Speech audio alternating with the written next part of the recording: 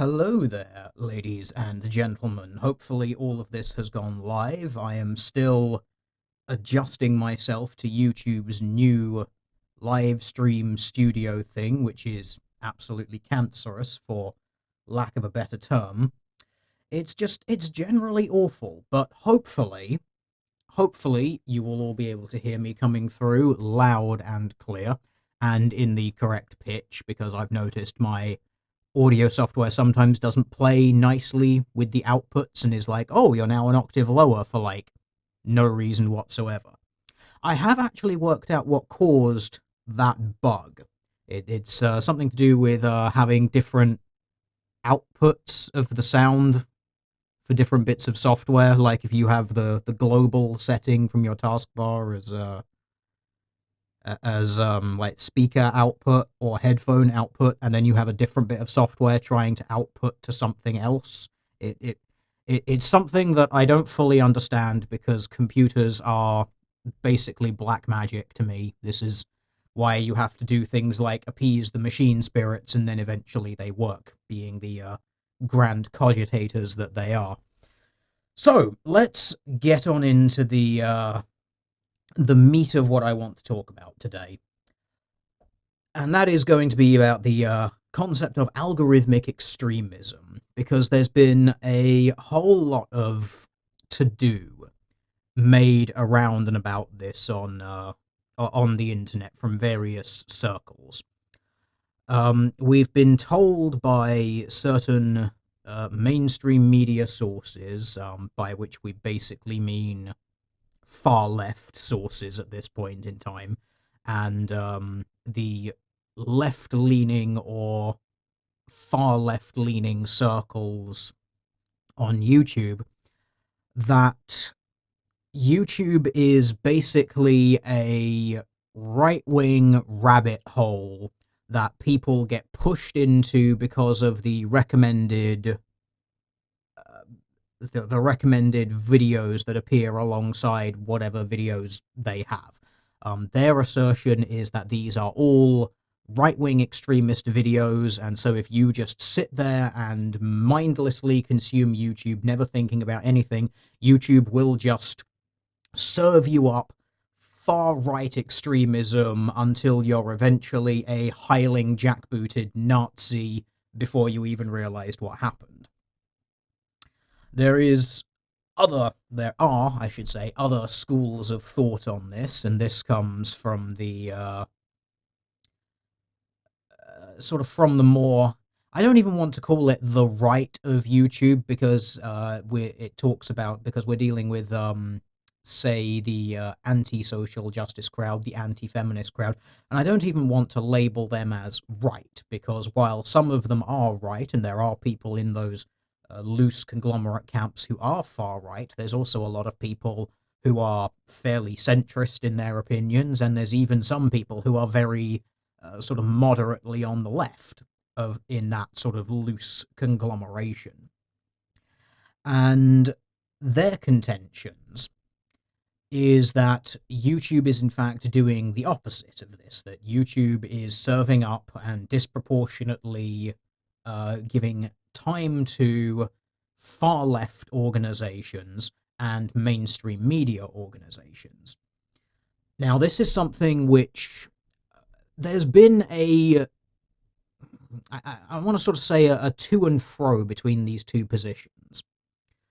You may remember a few weeks ago now, I published a video looking at the absolute state of YouTube, and in that expose, which was done by independent people, I can't remember exactly off the top of my head what they are job-wise or anything like that. And they uncovered things such as the P-score value on YouTube and YouTube's client-side throttling code. And all of this basically found that YouTube absolutely is throttling certain videos and throttling certain channels. That is, they have basically earmarked certain channels and said, your videos are not going to be recommended to people, you're not going to be monetizing them, and that is basically a death sentence for channels. And via looking at my own analytics and how YouTube have rolled these things out over time, I and many others have been able to basically objectively conclude that our channels have been put on that chopping block where YouTube has basically said, you're going to die now, we're putting you in a vacuum, that's it. There was another thing which was done. This was basically a far left hit piece from a few months ago, which you may recall known as this one, which was the alternative influencer thing. What this was a very far left ideologically motivated attack on YouTube, basically. The assertion made in this paper is that YouTube is a far right rabbit hole, that things that get put into the people who they go onto the recommendations and that's it, they just get served relentless white supremacy and Nazism and that's it.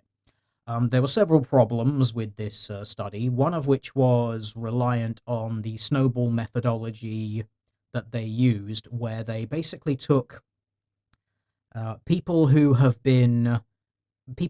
guested certain channels. So they would start with a channel, something like, say, Steven Crowder, and then they would follow a snowball method, which is basically you take one person and they tell two friends and they tell two friends and they tell two friends. It's that way of doing things. It is a legitimate method of study, but it has limitations, and that method of studying can also bias your sample, because there is some evidence to suggest that sometimes, especially if you're doing something political, if you start with like one person who is, say, on the political right, and then they tell two friends, well, the odds are their two friends may also be, somewhere from the center to the right, and then their two friends will probably be similar, because people tend to have friends who are more similar to them than dissimilar. It's not a universal, but it is a risk that happens in using this particular surveying method. And this is one of the traps which this alternative influencer study fell into, because they did it instead of basically by the you tell two friends and they tell two friends and they tell two friends, they went by who had guested on certain channels. So if you started at, say, Steven Crowder, and then you looked at who has appeared on his channel, and then they looked at people who have been on those people's channels, and then people who have been on those people's channels. So it kind of then fell into that trap of, well, they're more than likely going to be having people, or they're going to disproportionately have people who are perhaps more on the same side of the fence than on the opposite side of the fence. And also, looking at some of the channels that were expressly picked from the starting point, this study really smacked of the bias of the authors. Now, that's not to say that it's completely worthless. It's just that it's a data point, and it is a data point of very limited use. And that's sort of how you have to look at any kind of study that's done like this. Bad studies are still studies. You just have to say, okay, this study has this limitation, it has this problem, and then you have to put all of the caveats attached to it, like, can we actually trust the information from this, or what can we use this information for? You just go on from things like that. It's just one of the unfortunate limitations of this. There are, of course, other studies which have been done, and this is the one which I would like to look at today. This is the Algorithmic Extremism, examining YouTube's rabbit hole of radicalization. This is another study which has been done. It's one which is trying to sort of balance things out a little bit. It's trying to be a little bit more moderate on this, and from what I've seen of it, one of their ways of being more moderate on this is questioning whether or not there is value in using things like the ADL's definition of extremism and the SPLC's definitions of extremism, the Southern Poverty Law Center. Now, as we all know by now, the Southern Poverty Law Center is basically a far left biased organization who has a really checkered past when it comes to handling things fairly. They tend to go a bit overboard with saying, "Oh, this is." They go a little bit overboard, saying that this is like saying that this thing is extremism and that thing is extremism. The ADL is a little bit similar. They are an organization which has, of course, deemed things like the OK hand signals to be white supremacy, even though they basically say on the like the top sentence of their article on it is basically like the OK hand symbol is totally a sign of white supremacy, and then the other like 80-90% of the page is basically, oh, but it's not actually, and there's loads of people who use it outside of that, and in those circumstances it's not this. It just eh eh. That's kind of they are biased organizations, I would say, and things like the ADL also have a bit of a again checkered past. What with their taking stances as say being very anti-gun, and then having twos and fro's with things like I think there's something in America called it's something like the Jewish gun organization or Jews for Guns or something like that. And then the ADL accuses them of anti-Semitism, and this other Jewish organization calls the ADL anti-Semitic because it's like, oh, you're anti-Semitic because you want guns to use in a violent way. You're a bunch of Nazis, and the other people going, oh, you're a bunch of anti-Semites and Nazis because you want to disarm the Jews so they can't defend them. It became a clusterfuck. Basically, it there's there's a lot of weird shit that goes on with some of those organizations. And this particular paper is looking at basically removing some of that and trying to start from a slightly more neutral standpoint. And I wanted to go through this study and see what's going on. I'd like to point out that I have done a little bit of pre-research, I suppose you could say, on this. One of the authors of this paper actually did a little bit of a YouTube presentation. They go through, it's a little bit more of the technical side, sort of how the data is gathered, why they've used certain methods of doing things, and discussing in more depth some of the limitations of it. And the thing which I found most interesting is that some of the limits of this study has basically been because YouTube hides a lot of their code. Some of their code is obviously accessible on the user end. You know, you do the view page source, and you can see certain things like that. But quite a lot of their stuff is hidden server side. It's stuff which is processed on YouTube's part. You never see what that information is. There's also quite a lot of stuff that's processed server side. Things like some of the P-score information seems to have been moved server side on YouTube's part. The throttling algorithm also seems to have largely gone server side. So this was basically, you know, YouTube getting found out, getting their hand caught in the cookie jar, and going, oh no, we're totally not doing this. We're gonna take the we're gonna take the thing away. We're gonna take that code away. We're going to hide it on the other side of the screen so that you can't see it. Because, well, why would they want to be honest about what they're doing? So I want to just go through this, and we'll see what's going on here, because I think it's interesting, and it might shed a little bit more light, perhaps, on what's going on. We can talk about what the study is, what the study's doing. We can talk about some of the strengths, some of the weaknesses. We can go from there. So, Algorithmic Extremism, examining YouTube's rabbit hole of radicalization.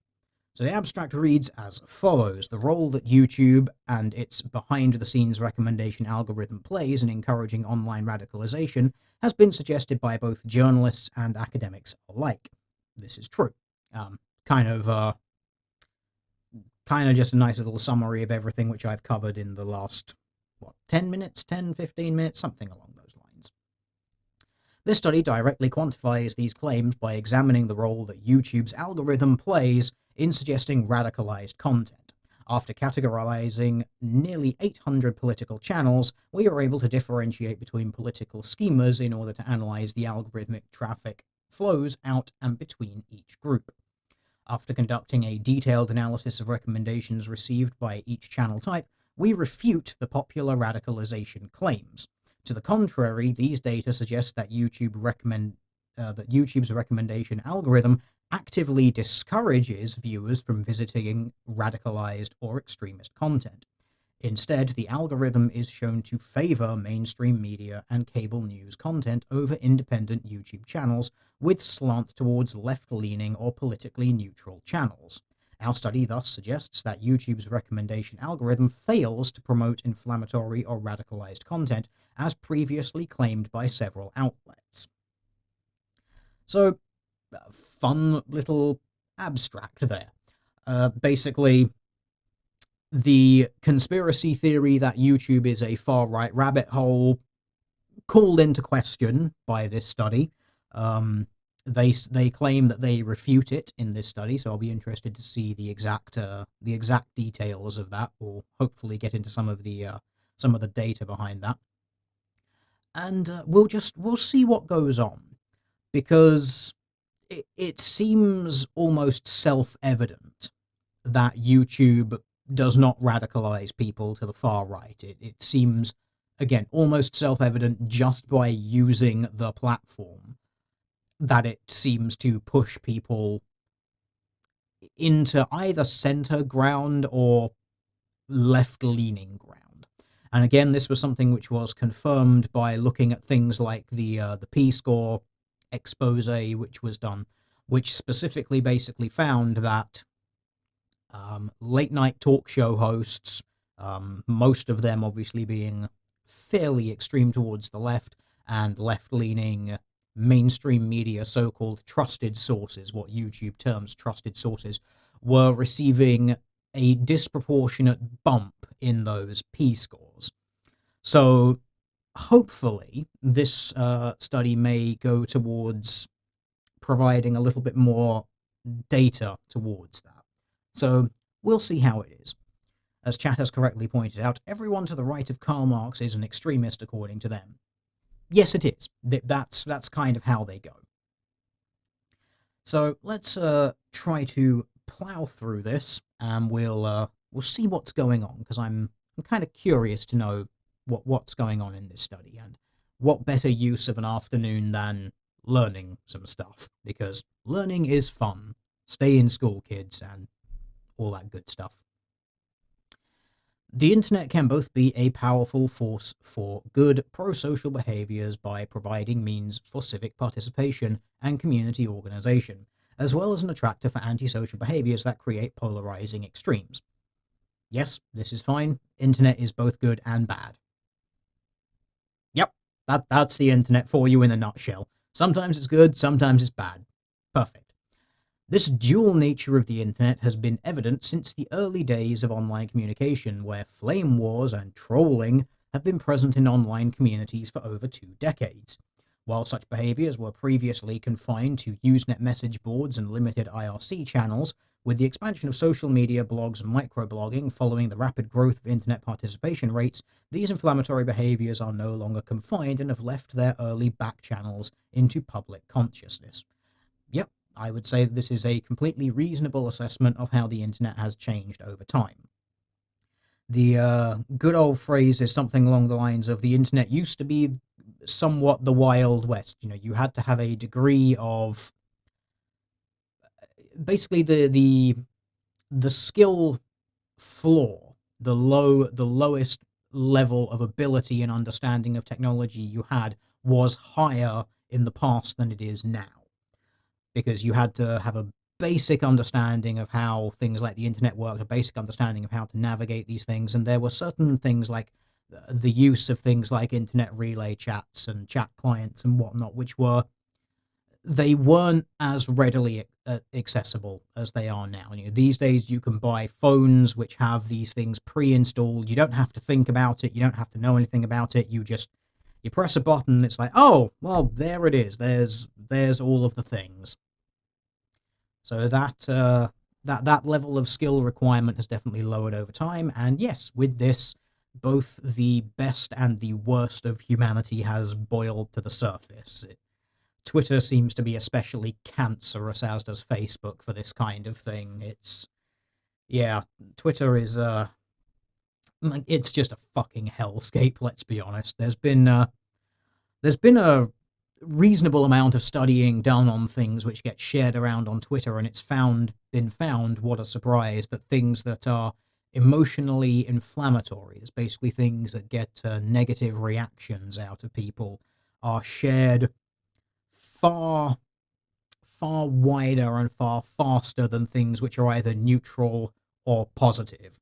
So what a surprise that people on Twitter who can only talk and think in sound bites basically end up very, very angry, bitter people who just see one person disagreeing with them and suddenly it becomes oh, you're just a Nazi because you said something that I don't like, and then they encourage their followers to dogpile and virtue signal with all their hashtags and all of that bullshit. It's don't be on Twitter.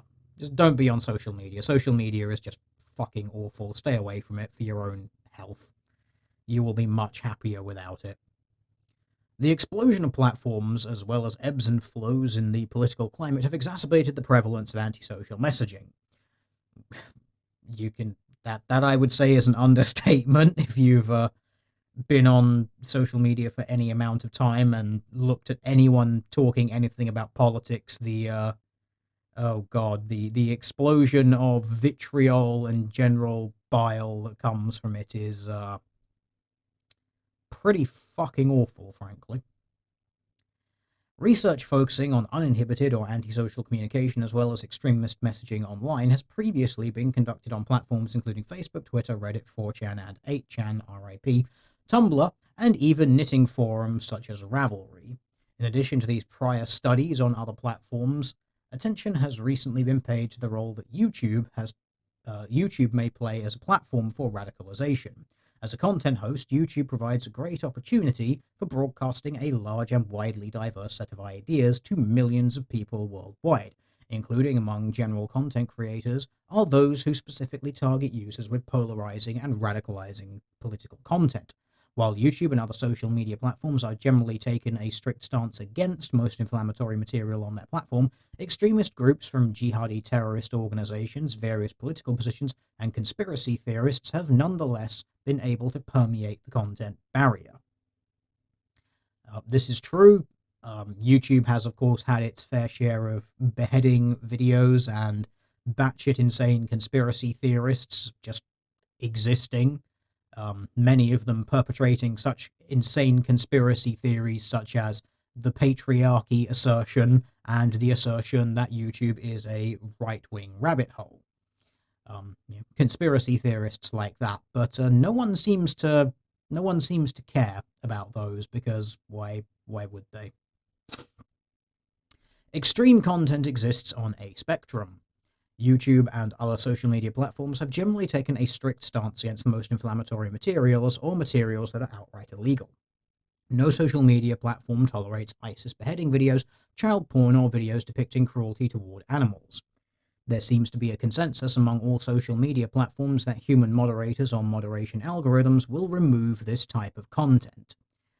Yes, it is good that they don't tolerate this sort of stuff, although it doesn't seem to stop it from actually appearing, especially on YouTube. YouTube's had its fair share of covert pedophile rings, and there's also channels which have been up for months now, which don't seem to go anywhere, which feature like videos of adult women using toilets, and They seem to have no particular interest in taking those down, even though thousands of people are like, hey, fucking get rid of this shit, because this is just fucking awful. YouTube's automatic removal of the most extreme content, such as explicit violent act, child pornography, and animal cruelty, has created a new era of algorithmic data mining. These methods range from metadata scans to sentiment analysis. I don't like the concept of sentiment analysis. The idea of are you being happy? Are you being sad? We will grade you accordingly. It seems very very social credit-esque. I am not a fan. Nevertheless, content within an ideologically grey area, or that can nonetheless be perceived as radicalizing, exists on YouTube. Definitions of free speech differ from country to country. However, YouTube operates on a global scale within the cultural background of the United States with robust legislation to protect free speech. Even if there are limitations to what YouTube will broadcast, the platform does allow a fair bit of content that could be deemed as radicalizing either by accident or by lack of monitoring resources. Means such as demonetization, flagging, or comment limiting is several tools available to content moderators on YouTube. Speaking of comment limiting, is something which I really don't like about YouTube now. One of their most recent changes is if there's content that YouTube doesn't like, they will now default it to basically saying it is forbidden, and the channel owner must go in and manually select the comment and say, yes, that comment is fine. Just, I am not a fan of that. It seems like YouTube is going to try and use that to get rid of certain content creators. Like, if you're a content creator and you're just like blindly saying, yes, you can say that, yes, you can say that, yes, you can say anything, say all of the things, that because they've put the onus on the channel owner as to whether or not those comments are allowed, I can foresee YouTube trying to use that as an excuse to remove channel owners that they don't like, because it'll be, oh, well, you allowed someone to say something that we don't like, and because you had to take a manual step to allow it, you are now responsible for it. I can kind of just foresee that as being a thing, because YouTube seems to want to find any excuse to get rid of certain people that they don't like. Nevertheless, removing or demonetizing videos or channels can present inflammatory content has now curtailed scrutiny of YouTube by popular media. Recently, the New York Times published a series of articles notably critiquing YouTube's recommendation algorithm, which suggests related videos for users based on their prior preferences and users with similar preferences. The argument put forward by the New York Times is that users would not otherwise have stumbled upon extremist content if they were not actively searching for it, since the role of the recommendation algorithm for content on other websites is less prevalent. As such, YouTube's algorithm may have a role in guiding content and, to some extent, preferences towards more extremist positions.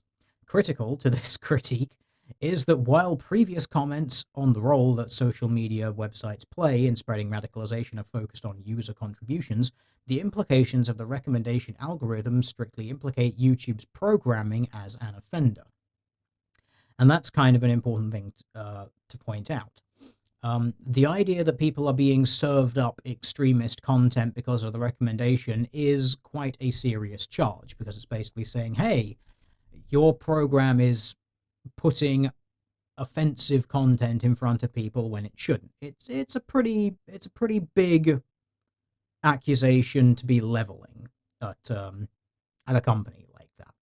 So be nice if people could actually prove this.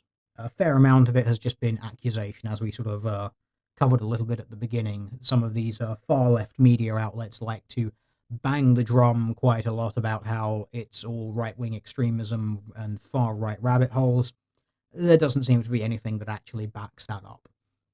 But it's an interesting charge, and so it's interesting to see if there is any truth to it or not. The critique of the recommendation algorithm is another difference that sets YouTube apart from other platforms. In most cases, researchers are looking at how the users apply social media tools as ways to spread jihadism, alt-right messaging of white supremacy. Bit of an interesting thing there. Jihadism and alt-right messages of white supremacy. Just those two things. Studies are also focusing on the methods the content creators might use to recruit more participants in various movements, for example, radical left-wing Antifa protests. Nevertheless, the premise is that users of Facebook, Tumblr, or Twitter would not stumble upon extremists if they are not actively searching for it, since the role of the recommendation algorithm is less prevalent. There are always some edge cases where innocuous Twitter hashtags can be co-opted for malicious purposes by extremists or trolls, but in general, users get what they specifically seek. However, the case for YouTube is different. The recommendation algorithm is seen as a major factor in how users engage with YouTube content. Thus, the claims about YouTube's role in radicalization are twofold. First, there are content creators that publish content that has the potential to radicalize. Second, YouTube is being scrutinized for how and where the recommendation algorithm directs user traffic. Nevertheless, empirical evidence of YouTube's role in radicalization is insufficient. There are anecdotes of a radicalization pipeline and hate group rabbit hole, but academic literature on the topic is scant, as we discuss in the next section. One thing which I would like to bring up before we go into the next section here. First of all, this idea that they're talking about, they're saying, oh, people will only find things because they're searching for them. Well, it's possible that people are searching for these things as they say, but there's also a fair amount of stuff which just comes up. So I think they've correctly identified that this is sort of a twofold accusation. But one thing which I would like to point out here is that a lot of the assertion around these so-called radicalizing videos, these so-called far extreme things which cause people to go down these rabbit holes and become extremists. It's somewhat a modified hypodermic approach to media consumption. For those who don't know, the hypodermic approach of this was a really old assertion. It was made back. It's been a few decades. You can probably find references to it in like 60s, 70s, 80s. It's this idea that people consume media and then they don't think in any way about the media that they are consuming. And so, in essence, a piece of media is like a hypodermic needle. You shove the needle in someone, you inject them with something, they don't really have any particular way of controlling what the substance is going to do that they've been injected with. The assertion was that media was kind of like that. And we've been seeing that approach taken up quite a lot by a lot of the far left conspiracy theorists of modern times. You may recall it's somewhat what that I can't remember the name of that channel. The one which did that god-awful video talking about how video games turn people into Nazis, and they talked about how, oh, you put this media in front of people, it normalizes things, it erodes their safeguards, and all of this and that. Of course, this required them to totally ignore the fact that people are able to think about media that they're engaging with. People are able to critically analyze what it is that they're seeing, and they're able to measure it up against other things that they know and their life experience, and they're able to take all of this stuff into account and basically not blindly follow what a piece of media told them to do. Yes, chat, extra credits. That was the name of the person. These are the sorts of people, and I've got to wonder whether it is just their own naivete on the topic, because these seem to be the same people who go around chastising people for not liking bits of entertainment, for pointing out things like obvious objective plot holes and flaws in certain pieces of media. I mean, take, for instance, the Take, for instance, all of the controversy around the Star Wars franchise and how Disney has handled that franchise. There were a lot of people a lot of fans of the franchise who didn't like The Force Awakens, didn't like The Last Jedi, especially The Last Jedi. That was a very polarizing one, and who don't like The Rise of Skywalker. Um, and some of these were for reasons of basically objectively bad storytelling. Massive, glaring plot holes where you kind of look at it and think, why? Like, what? Why is this the case? Why was this thing? Why was this done this particular way? It doesn't make any sense in universe. And these people were all told, basically, no, shut up, you're not allowed to make these comments. You're obviously only making these comments because of some sort of bigotry or prejudice. Just don't think about it. It's magical fantasy space wizard shit for children. And this sort of attitude is where we got the fantastic meme, which is basically, just don't think about it, just consume product and get excited for next product.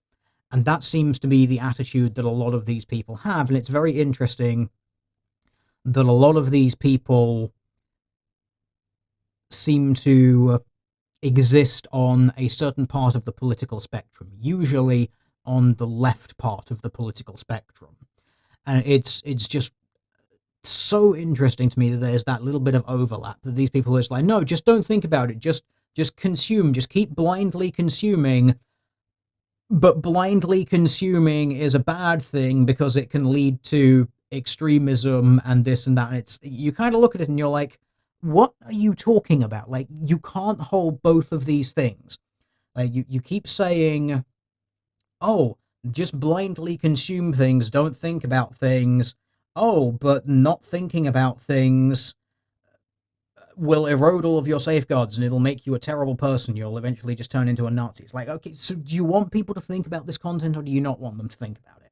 Like, just this idea that, and then further to that, this idea that this media is just blanketly influencing people in certain ways is frankly absurd, because this hypodermic approach to media it's been long since discredited, as I said, because people can obviously measure things that they're engaging with against other things that they've experienced in life and other things that they know and other bits of media. Like, all of this stuff can all be measured against each other. So the idea that you just listen to a piece of music or listen to an audiobook or watch a TV show, watch a movie, whatever, the idea that you do that and all this stuff just washes over you and changes who you are fundamentally every single time, it's absurd. That's not how it works. And yet people seem to keep pushing this narrative, and it seems to be a very favorite narrative of the far left when it comes to things like YouTube. It's just, oh no, YouTube's turning people into Nazis because recommendations, because people aren't able to think critically about things that they see. It's kind of dumb, and it's the same argumentation that we've been having for the past about 40, 50 years now, and yet it does not want to die. It's the same retarded argument as the video games cause violence, the video games cause sexism, the video games cause Nazism. No, it doesn't. Like, people are able to think about things that they're consuming. They're able to identify these things. Like, if you have someone who plays a game that actually features a sexist character and actually portrays sexist situations, they're not just going to play it and go, yay, sexism. They're probably going to look at it and go, huh, that's very sexist this thing that's happening. It's probably a bad thing because, the sexism is bad, right? But, according to these people can't do it. They can't realize that the sexism is bad, and they would experience that thing, and then they would suddenly believe that the sexism is an amazing thing and they should totally do it, because media consumption, it's really difficult. Because people who talk about media seem to have not even the vaguest understanding about how it works. So, let us continue onwards, shall we? Prior academic studies on YouTube radicalization. My God, I hope they talk about the alternative influence paper, because that was a shit show, for lack of a better term for it. It was just awful. Data-driven papers analyzing radicalization trends online are an emerging field of inquiry. To date, few notable studies have examined YouTube's content in relation to radicalization. As discussed, previous studies have concentrated on the content itself and have widely proposed novel means to analyze these data. However, these studies focus on introducing means for content analysis rather than the content analysis itself. However, a few studies go beyond content analysis methods. One such study, I'm so bad at pronouncing names, Otoni, something like that. Otoni et al. Analyzed the language used in right-wing channels compared to their baseline channels. The study concludes that there was little bias against immigrants or members of the LGBT community, but there was limited evidence for prejudice towards Muslims. However, the study did find evidence for the negative language used by channels labeled as right-wing. Nevertheless, this study has a few weaknesses. The authors of this paper frame their analysis as an investigation into right-wing channels, but then proceed to analyze kooky conspiracy channels instead of more mainstream right-wing content. They have chosen a conspiracy theorist, Alex Jones's InfoWars, nowadays removed from YouTube, as their seed channel, and their list of right-wing channels reflects this particular niche. InfoWars and other conspiracy channels represent only a small segment of right-wing channels. Besides, the study applies a topic analysis method derived from the implicit association test. However, the validity of the implicit association test has been contested. In conclusion, we consider the seed channel selection as problematic and the range of the comparison channels as too vaguely explained. Now, I've already spoken about the implicit association test. I have God knows how many times I've mentioned it on this channel. There is the video, something about implicit association and police tests, which you can go and watch that if you would like the full-on breakdown of why the implicit association test is pseudoscience, for lack of a better term. Conspiracy theorists Alex Jones and InfoWars, yeah, that channel, Matt, they have a lot of really weird shit on there. The sort of the chemtrails and all of that sort of stuff, and positions which they've had to kind of flip-flop on and tread carefully around, things like the Sandy Hook and the crisis actors and whatnot, and it's things like that. It's like, yes, there are such things as crisis actors. There have been various psyops which have been used by governments and militaries throughout the year. Just because some of these things exist, that doesn't mean that that's what's happening every single time. And some of it is just batshit insane. And then there's some of it which has been validated as being completely true. So the infamous one, of course, being the turning the frogs gay. Except, of course, it wasn't actually frogs being turned gay, it was frogs being turned trans. It was something to do with excess hormone levels in water alternating, basically messing with how they spawn, because certain species of frogs basically require certain conditions to turn male and certain conditions to turn female. It's similar to certain, I think it's crocodiles or alligators, it's something in that general family, where temperature is an influencing factor. There's similar variables for frogs. If something is in the environment this way, it can influence it, and if something else is a different way, it can influence that as well.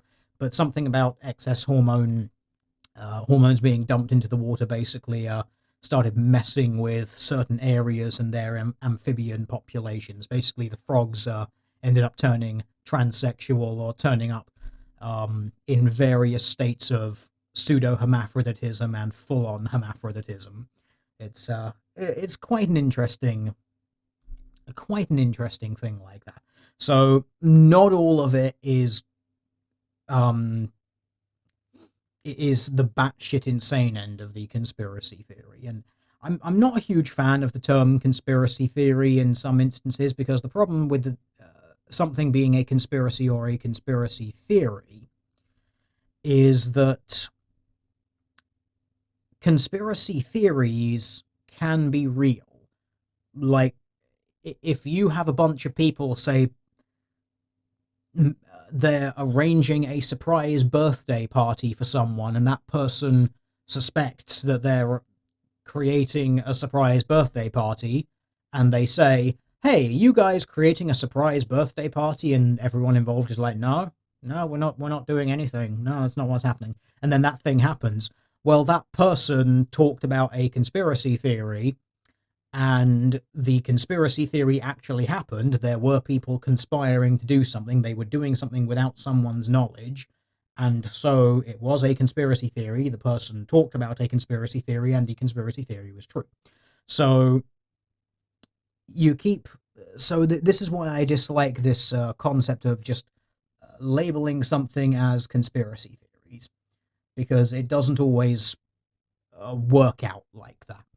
It kind of has it's a slightly biased way of labeling things.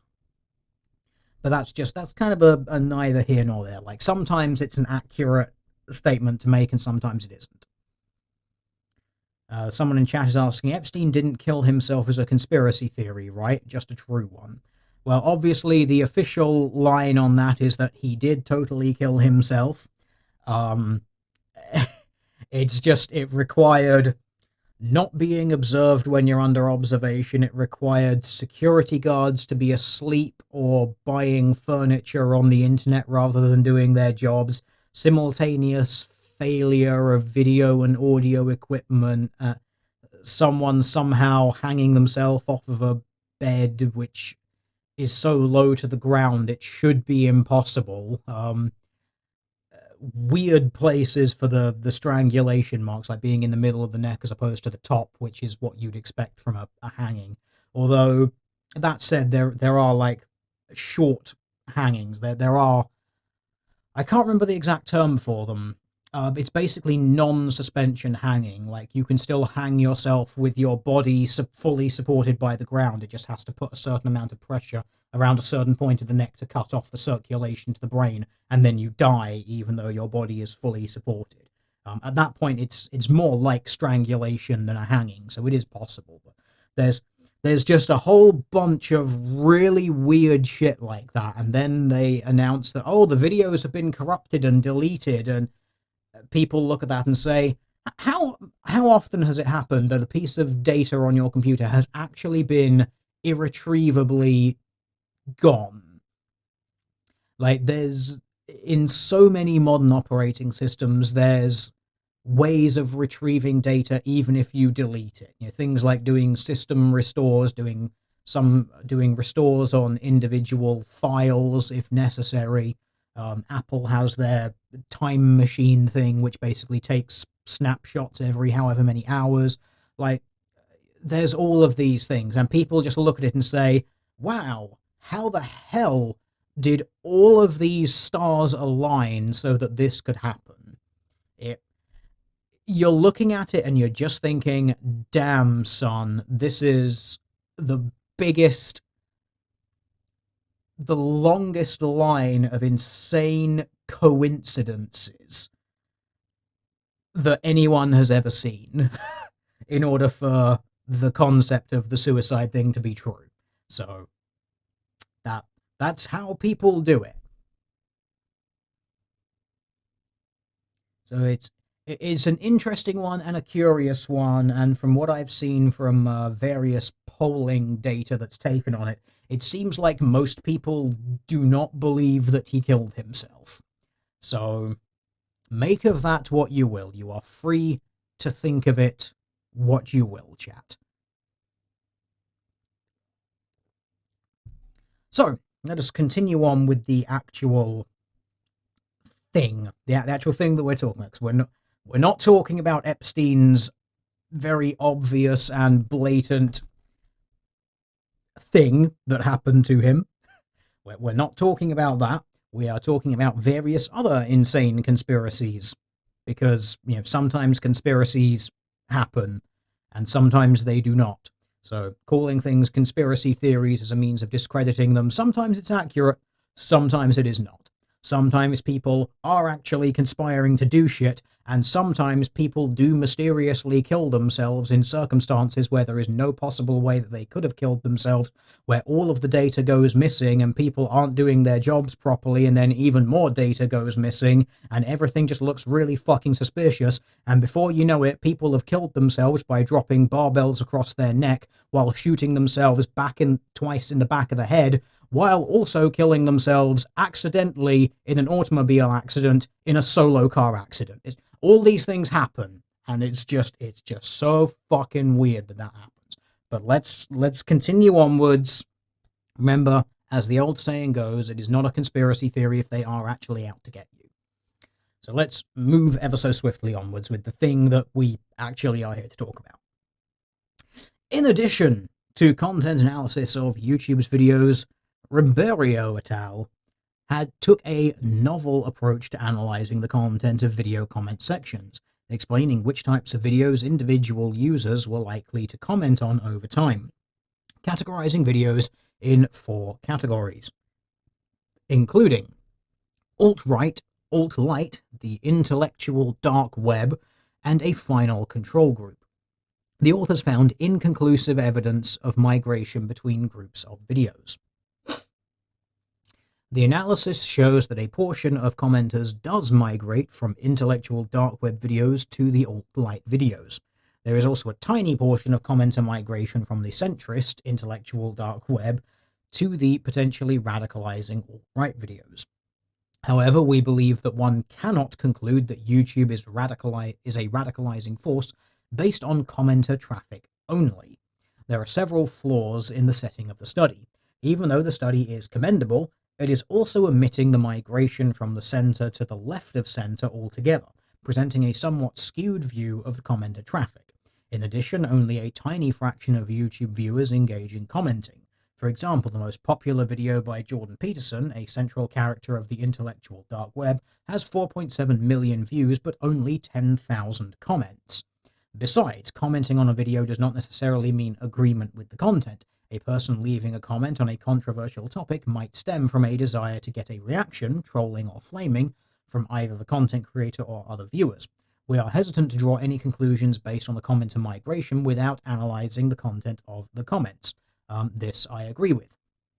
Other things to consider in this is when it comes to commenting on YouTube, and this is a bit more of a modern development, and that is that YouTube does all sorts of really, really weird shit when it comes to comment sections. And this is something which I kind of want to put a video out about it, because I'm coming to some conclusions about YouTube and its commercial viability, but I will see what I think about that in a few days. I wish to mull it over for a little bit. But YouTube has been actively removing comments from YouTube. There are comments which just mysteriously vanish.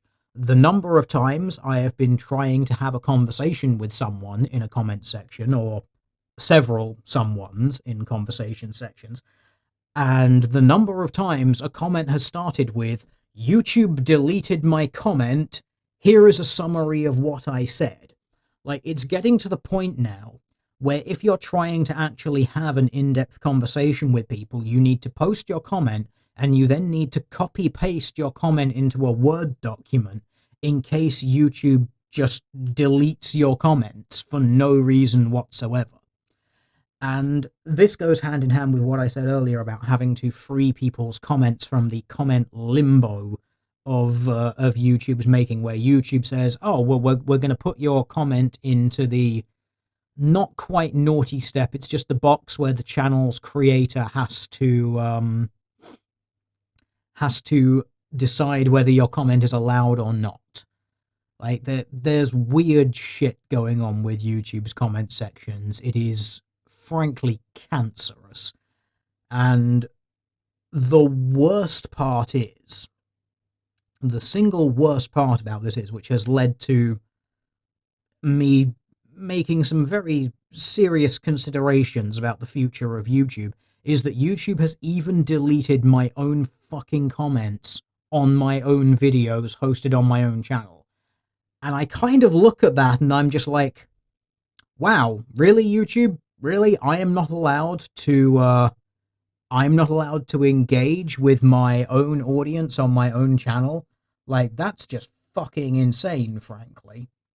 Like, the idea that this is something which which can't happen is frankly absurd. But hey, that's how YouTube wants to roll these days. Like, you're not allowed to, you can't have anything. It's gone. No, don't comment. Don't even comment on your own stuff on your own channel to your own followers. Not allowed. Don't ask them interesting questions. Don't have in-depth conversations with them. That is not allowed. No considerations of topics will be happening on this website. Thank you very much. So that's just, it's something to consider when we talk about like dealing with YouTube comment sections and going from things like that. Just, it is what it is, and YouTube is frankly just fucking awful there. Redacted zone, quite right, chat. It's just, yeah, it's not good. YouTube is not YouTube. It is. It is anything but you. YouTube is late night talk show tube. That's all it is. The most recent study by Munger and Phillips, 2019, directly analyzed YouTube's recommendation algorithm and suggested that the algorithm operated on a simple supply and demand principle. That is, rather than algorithms driving viewer performance and further radicalization external to YouTube inspired content creators to produce more radicalized content. The study further failed to find support for radicalizing pathways, instead of finding that the growth belonging to the centrist intellectual dark web category reflected a de-radicalization trend rather than further radicalization. Nevertheless, these authors are critical towards claims that watching content on YouTube will lead to the spread of radical ideas like a zombie bite, and are further critical of the potential pipeline for moderate centrist channels to radical right-wing content. This is that's another paper which I kind of want to do something on at some point, because I do actually have it bookmarked. I've already read through it, so there's not much point in me doing a research stream of it. But who knows, maybe it will make its way into a this is what YouTube is actually doing video at some point. You know, that thing, this thing, and maybe a couple of the other interesting studies. Maybe we can combine it all together into something something interesting, something that might be, you know, useful for people who are on YouTube for God knows whatever reason. Why are you still on YouTube? Why are we still here? It is a terrible, terrible place, and you shouldn't be here.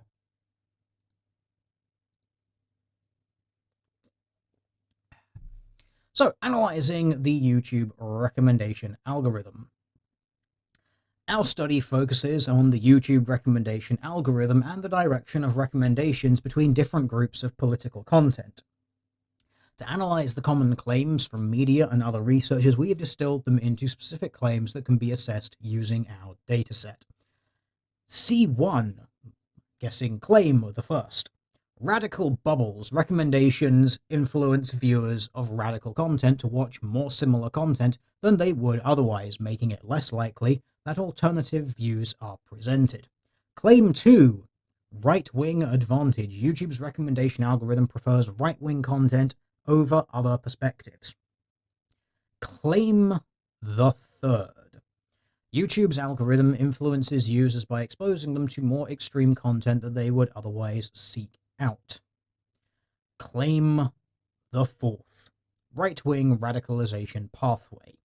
YouTube algorithms influences viewers of mainstream and center-left channels by recommending extreme right-wing content that aims to disparage left-wing views or centrist narratives.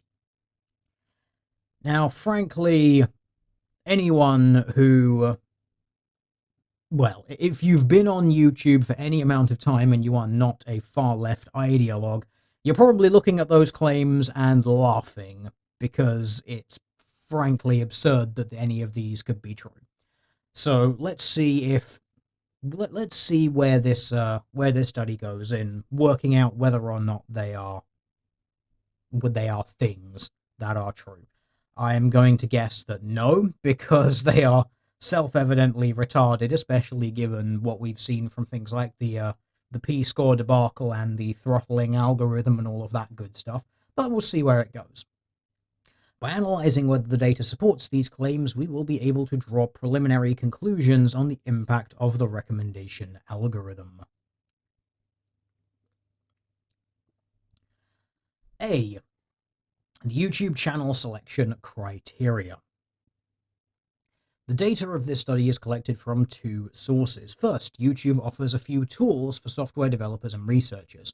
Our research applies an application programming interface, or API, that YouTube provides for other websites that integrate with YouTube and also for research purposes to define the channel information, including view and engagement statistics and countries.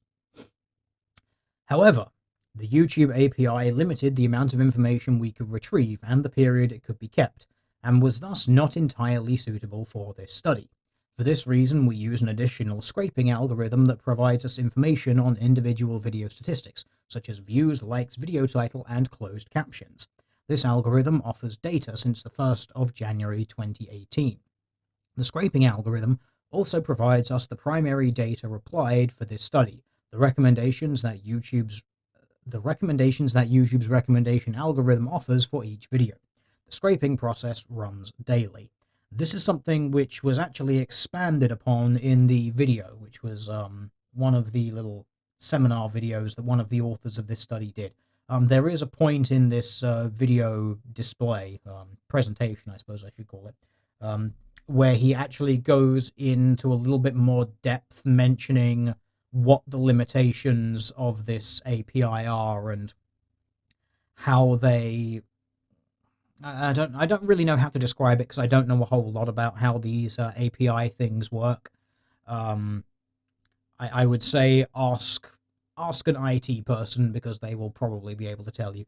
But from my understanding of just listening to the guy explaining it, it was something to do with the battle between the server-side information and the client-side information and how long some of this data is held for, and how there's basically a limitation to how much data you can actually get because there's only so much that these APIs will actually let you pull out.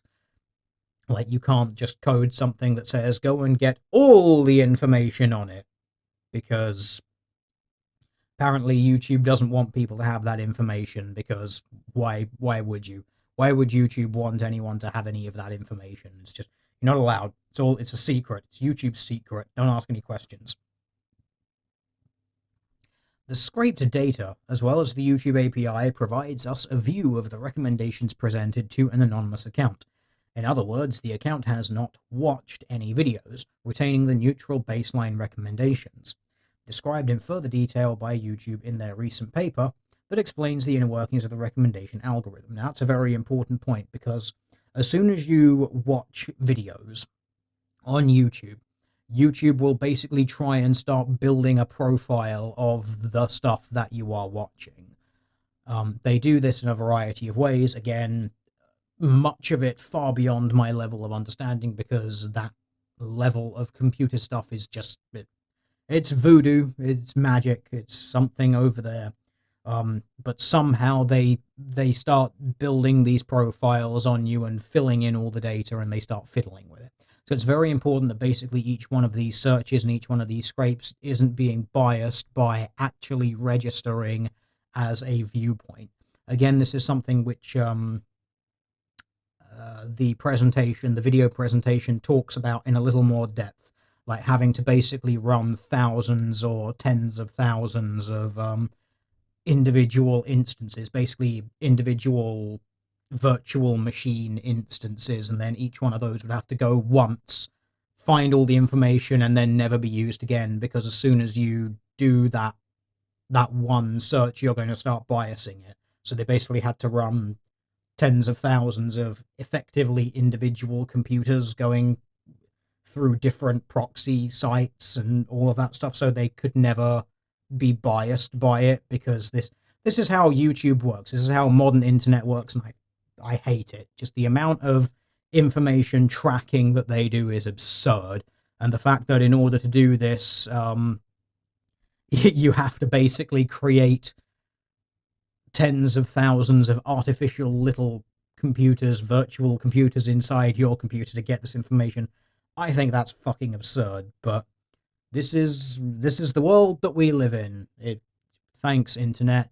You have actually just been worse for society.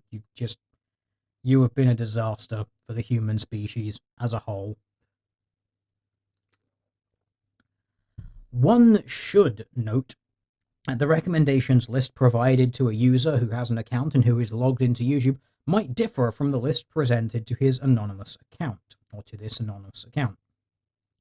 However, we do not believe that there is a drastic difference in the behavior of the algorithm. Our confidence in the similarity is due to the description of the algorithm provided by the developers of the YouTube algorithm. It would seem counterintuitive for YouTube to apply vastly different criteria for anonymous users and users who are logged into their accounts, especially considering how complex creating such a recommendation algorithm is in the first place. The study includes 816 channels which fulfill the following criteria. Channel has over 10,000 subscribers and more than 30% on the content of the channel is political. The primary channel selection was made based on the number of subscriptions. The YouTube API provides channel details, including the number of subscribers and aggregate views of all time on the channel. The size of the bubble are based on the video views in the year 2018, not to the subscriber counts.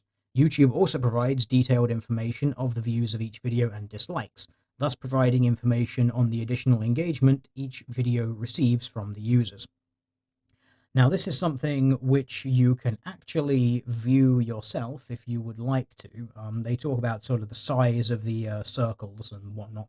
That is all related to this, which is not entirely sure how exactly you're supposed to pronounce it. I believe it's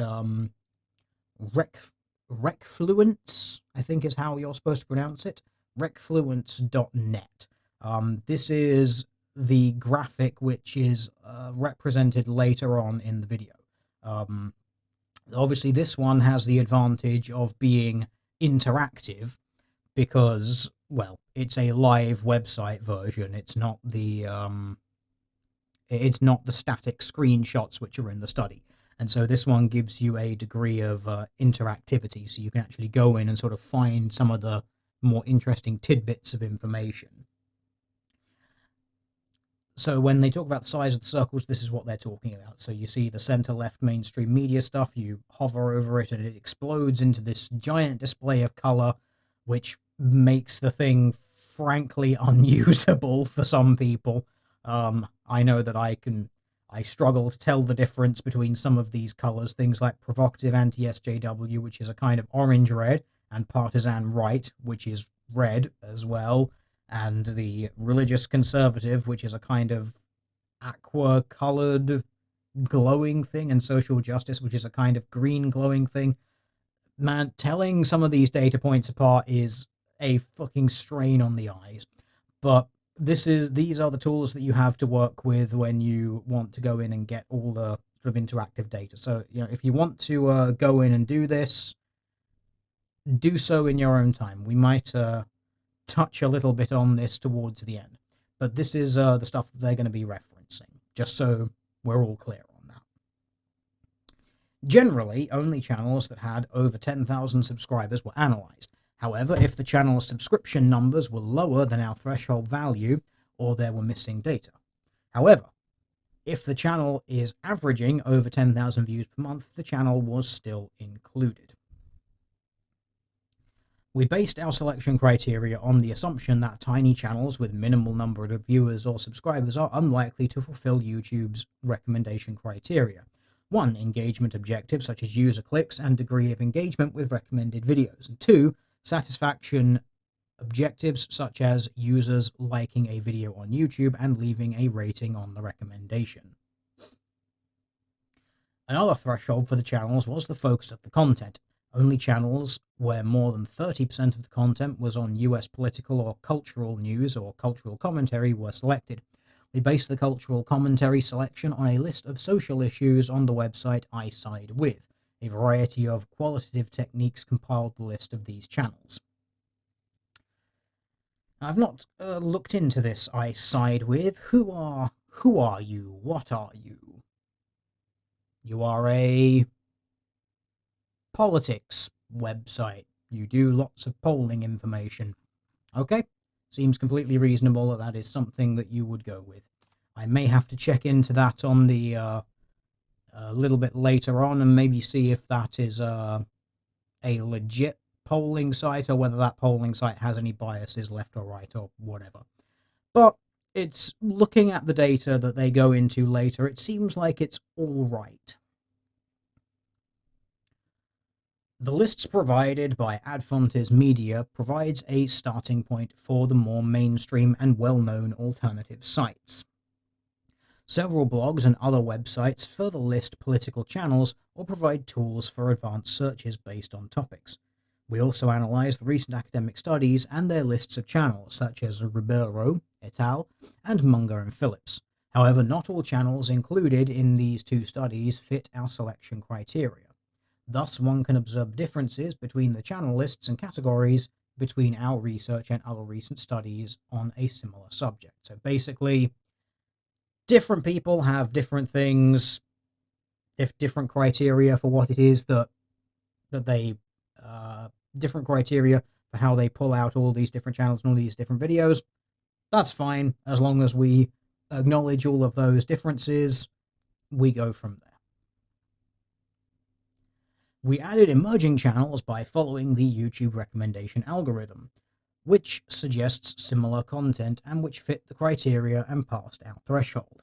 We can conceptualize the recommendation algorithm as a type of snowball sampling, a common technique applied in social sciences when one is conducting interview-based data collection, but also in the analysis of social networks. Each source is requested to nominate a few candidates that would be of interest to the study. The researcher follows their recommendations until the informants reveal no new information or the inclusion criteria are met, e.g. channels become too marginal or content is not political. In our case, there is a starting point. A channel acts as a node in the network. Each connected channel, e.g. node in the network, is visited. Depending on the content of the channel, it is either added to the collection of channels or discarded. Channels are visited until there are no new channels, or new channels do not fit the original selection criteria. So this is pretty standard. I talked a little bit about the beginning. I talked a little bit about this in the beginning, the limitations of snowball sampling. This is basically just saying, hey, there are limitations to snowball sampling. Yeah, we know there are limitations to it, but you know, this is what you've got to work with. You've got to start somewhere, and so that's it.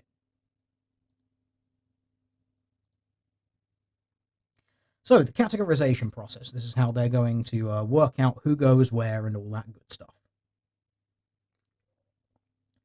The categorization of YouTube channels was a non-trivial task.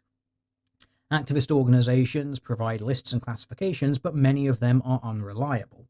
For example, there are several controversies around the lists of hate groups discussed by the Southern Poverty Law Center. Also, there seems to be a somewhat contentious relationship between the Anti-Defamation League and YouTubers.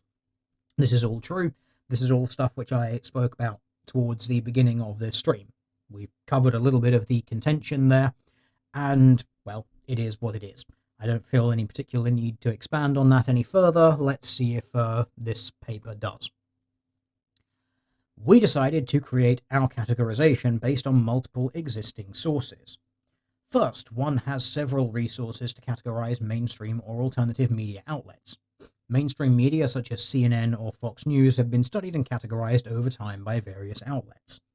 In our study, we applied two sites that provide information on the political views of mainstream media outlets, Adfontes Media and Media Bias Fact Check. Neither website is guaranteed to be unbiased, but by cross-referencing both, one can come to a relatively reliable categorization on the political bias of the major news networks. These sites cover the 50 largest mainstream channels, which make up for almost 80% of all YouTube views, which is quite a big thing to cover. About 80% of all the YouTube views that they're dealing with going to these major media networks. Sounds about right, given the fact that if what we suspect to be true is true, that YouTube is largely serving mainstream media, so-called trusted sources, um, as their main sort of recommendation that they make to people. And if they are indeed pushing people towards the center left or far left organizations, this would make sense that this is a thing that is happening. Nevertheless, the majority of the political YouTube channels were not included in sources categorizing mainstream outlets. After reviewing the existing literature on political YouTube and the categorization created by authors such as Ribeiro et al. Or Munger and Phillips, we decided to create a new categorization. Our study strives for a granular and precise classification to facilitate a deep dive into the political subculture of YouTube, and the extant categories were too narrow in their scope. They mentioned this a little bit earlier, where they would do something like a snowball method, but only going through right-leaning politics or something like that. So they've sort of covered a little bit of that limitation earlier on. So we'll see if they expand upon that a little bit more here. Maybe they will, maybe they won't. Let's see. So we decided to apply on both a high-level left, center, right political classification for high-level analysis and create a more granular distinction between 18 separate labels, described shortly in Table 1 or at length in Appendix A through D. Excellent. So this means they're going to be going all across the spectrum rather than just basically saying, we want to prove that YouTube is a hotbed for far-right reactionary blah blah blah blah blah, which is what some of the other studies have done. At least here they're basically just saying, hey, we're going to try and do everything. So good. We will see if they do everything well or not. We'll probably end up discussing some of the limitations shortly. In addition to these soft tags, we applied a set of so-called hard tags. These additional tags allowed us to differentiate between YouTube channels that were part of mainstream media outlets and independent YouTubers. The hard tags are discussed in more detail in Appendix A. The difference between soft and hard tags is the hard tags were based on external sources, whereas soft tags were based on content analysis of the labelers. The tagging process allowed each channel to be characterized by a maximum of 4 different tags to create meaningful and fair categories for the content. In addition to labeling created by the 2 authors, we recruited an additional volunteer labeler, who was well versed in the YouTube political sphere and whom we trusted to label channels by their existing content accurately. When 2 or more labelers defined the channel by the same label, the label was assigned to the channel. When the labelers disagreed and ended in a draw situation, the tag was not assigned. The majority was needed for a tag to be applied. So because they're going by basically a coda system here, which is, again, actually surprisingly common, there is, of course, the potential for your coders to be biased and for some of their bias to then filter through into the study. Again, this is something, just a limitation that exists in this thing, but when you're trying to label information like this, you kind of just have to do something, and then later on you can identify if there are any biases or flaws, and then hopefully correct on that in further research which is done in the future. So that's just kind of a little disclaimer which needs to be put in there when you are dealing with coders. Coders, not only can they have biases, but they can also just get things wrong as well. Human error is a thing that happens sometimes. But again, these are all limitations of the study. They will probably be discussed in the limitations part. We'll see, but at least we've got that little caveat put in there because that's kind of important. The visual analysis in Figure 1 shows the intra-class correlation coefficient between the 3 labelers. Based on this analysis, we can determine that all 3 labelers were in agreement when it came to the high-level labels, e.g. left, right, and center. Besides, there is a high coefficient in the majority of the granular categories. On the left side of the graph, we can see the intra-class correlation coefficient values and estimates of the real information captured by our classification, which ranges from 0 to 1. The larger the number, the more similar the tags were. On the right side of the figure, we see, well, we're probably going to look at these figures a little bit later, but we could probably pass over this for now because I want to, there will be information on how to read the charts on the charts. So we're probably going to be able to skip that over. What is quite interesting is this. This is the ICC chart here, which is basically how in agreement they are between certain things and, well, this was the coefficient score which was given. So there was basically very high agreement on what counts as being state funded. Now that's something which is going to be very, very easy to work out. It's basically, does it have a label upon it which is associated with things like a state broadcaster which is known to be state funded. So things like in the UK we have the BBC, which you have to pay for by the licensing fee. It's just there. All the information that you need is right there. There can basically be no disagreement about that. Anti-theist stuff and conspiracy stuff, this is again easier to do. MRA, probably easier to identify as well, because a lot of people just outwardly call themselves that if they are associated with it. Same with white identitarians, socialists. These are all labels which people tend to apply to themselves if they want to. So probably fairly easy to actually identify. Left, right, and centre, you can see, was a little more contentious. Only a 62% agreement with that, but that probably comes from the standpoints of the individual people trying to do the coding, having different ideas of what they consider to be centre, right, or left. So probably a little bit harder. What is interesting, though, is that they seem to have more agreement over what is things like partisan left and partisan right. And that's probably because when you're really openly flying the colours, it probably becomes easier to identify.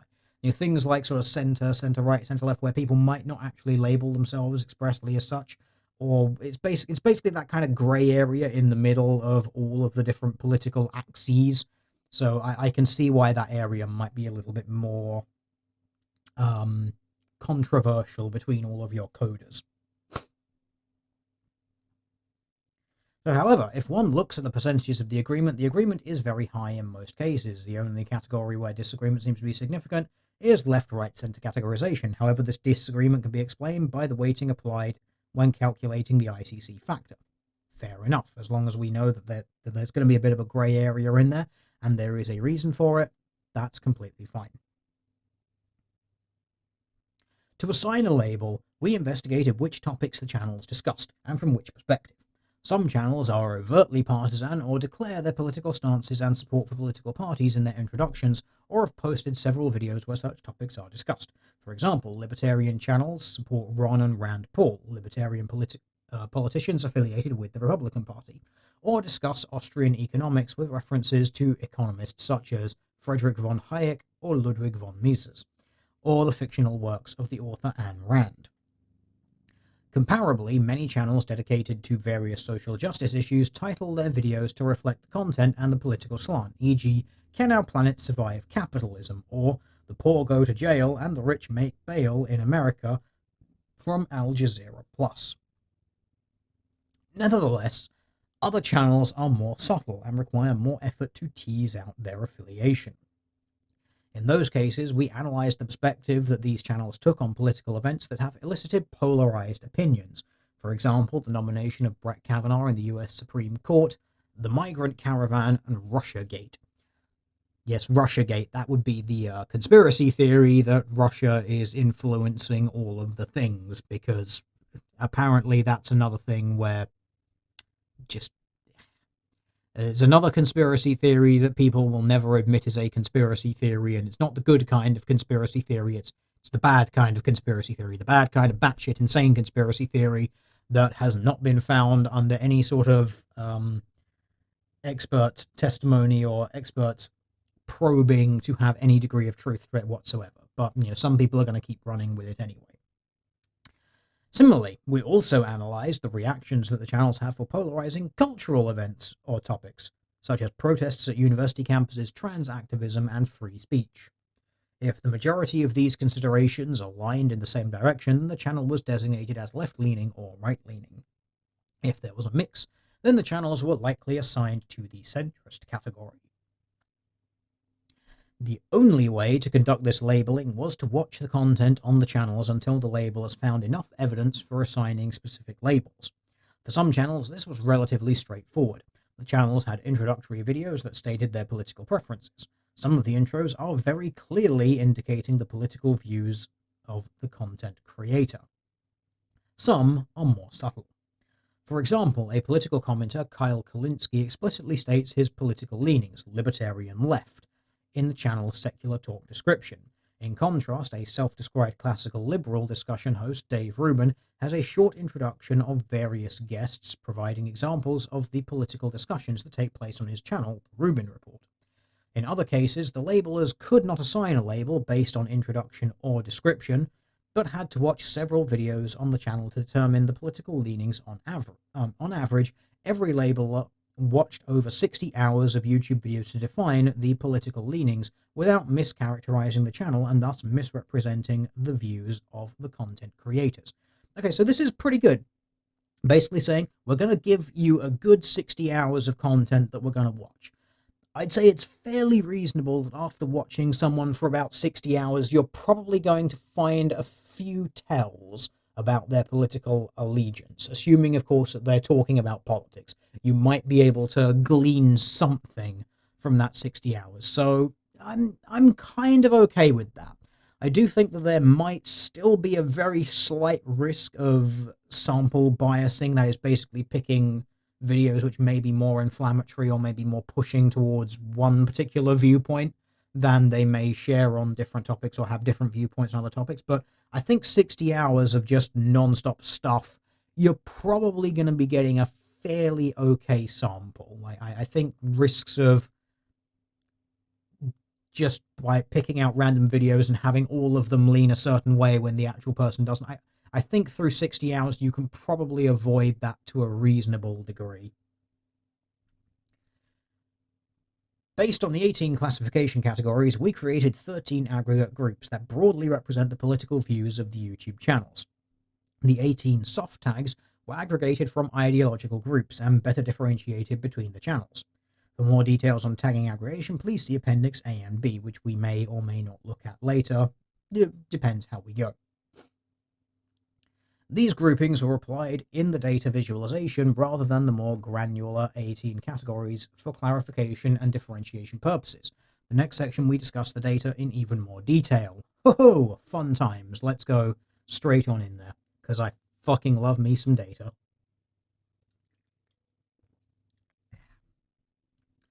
The data on YouTube channels, a viewership each channel garners, provides us with insights as to how the recommendation algorithm operates.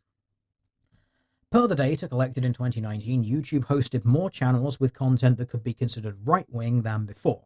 In defining right-wing, we considered categories such as proactive anti-SJW for anti-social justice warrior, a term describing feminist or intersectionality advocates, partisan right, religious conservative, and to some extent conspiracy channels.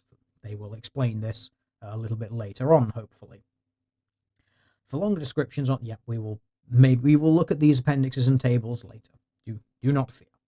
However, these more numerous channels gained only a fraction of the views of mainstream media and centrist channels. Categories such as the center-left mainstream media category, unclassified category, consisting mainly of centrists, non-political and education channels, and partisan left, capture the majority of the viewership. Now, this is something which is very, very important. And we just kind of want to highlight that just for if we can. So, as per the data collected in 2019, they basically found that although there are more things which are loosely defined as right, and I said at the beginning of this, I consider labeling anti-social justice warrior to be right to be a bit of a misnomer. Because, as I've said, I think that there's a lot of people who oppose far left politics, the far left politics of the social justice bent, who may be on the right, but there's quite a lot of people who are centrist and who are on the left who oppose that. It's just that because they're not as far on the left as the extreme social justice warriors, they get labeled as being on the right. And I think this comes down to simply it's basically a standpoint thing. When you are as far to the left as Marx, everything becomes far right according to you. Even fairly center-left people, according to you, when you're standing in that point, they all look like they're far right, even when they're not. So I think calling anti-SJW loosely right-wing it's a bit of a misnomer, I think. Most of the people that I've seen when it comes to anti-social justice warrior content or just anti-social justice content, they seem to be more center than anything else. There is a good streak of right-leaning people, but there seems to be a lot of centrists and a good few lefties in there as well. Now, this may simply be sample biasing on my part, simply the ones which I watch as opposed to certain other ones which I don't watch. So that's a possibility that's there. But I'm deeply reminded of the, the little political compass thing that was created as a result of a Gamergate putting all of their little, people who consider themselves to be Gamergaters, putting their result of the political compass on that test, and then someone just overlaid them all, and almost, like, I'd say about 3/4 of them were like left-leaning libertarian, and the remaining like quarter was sort of mostly right-leaning libertarian, but sort of fairly, sort of for more coalesced around the center, but mostly libertarian leaning, and then there were a few odd points all and around and about the place, but they were generally all libertarian leaning with more of a bias towards the left than the right, and people just posted that and said, boy, sure is, far right reactionary authoritarian in here, isn't it? Yeah, obviously you've got to take into account the fact that the political compass test is a stupidly biased test which doesn't really have a whole lot of value, but it was just something which was very amusing, when the assertion was made that, oh, you're just a bunch of far right reactionaries, and then everyone posted their things, and it was like, so why are more people scoring political left than political right, and why are more people, like, you're asserting like reactionary hierarchy authoritarian thing is, why are they scoring more on the libertarian bent than the authority? Like, why would this happen? It's just an interesting thing to consider. It, like I said, political compassing tests, they're not thoroughly reliable, but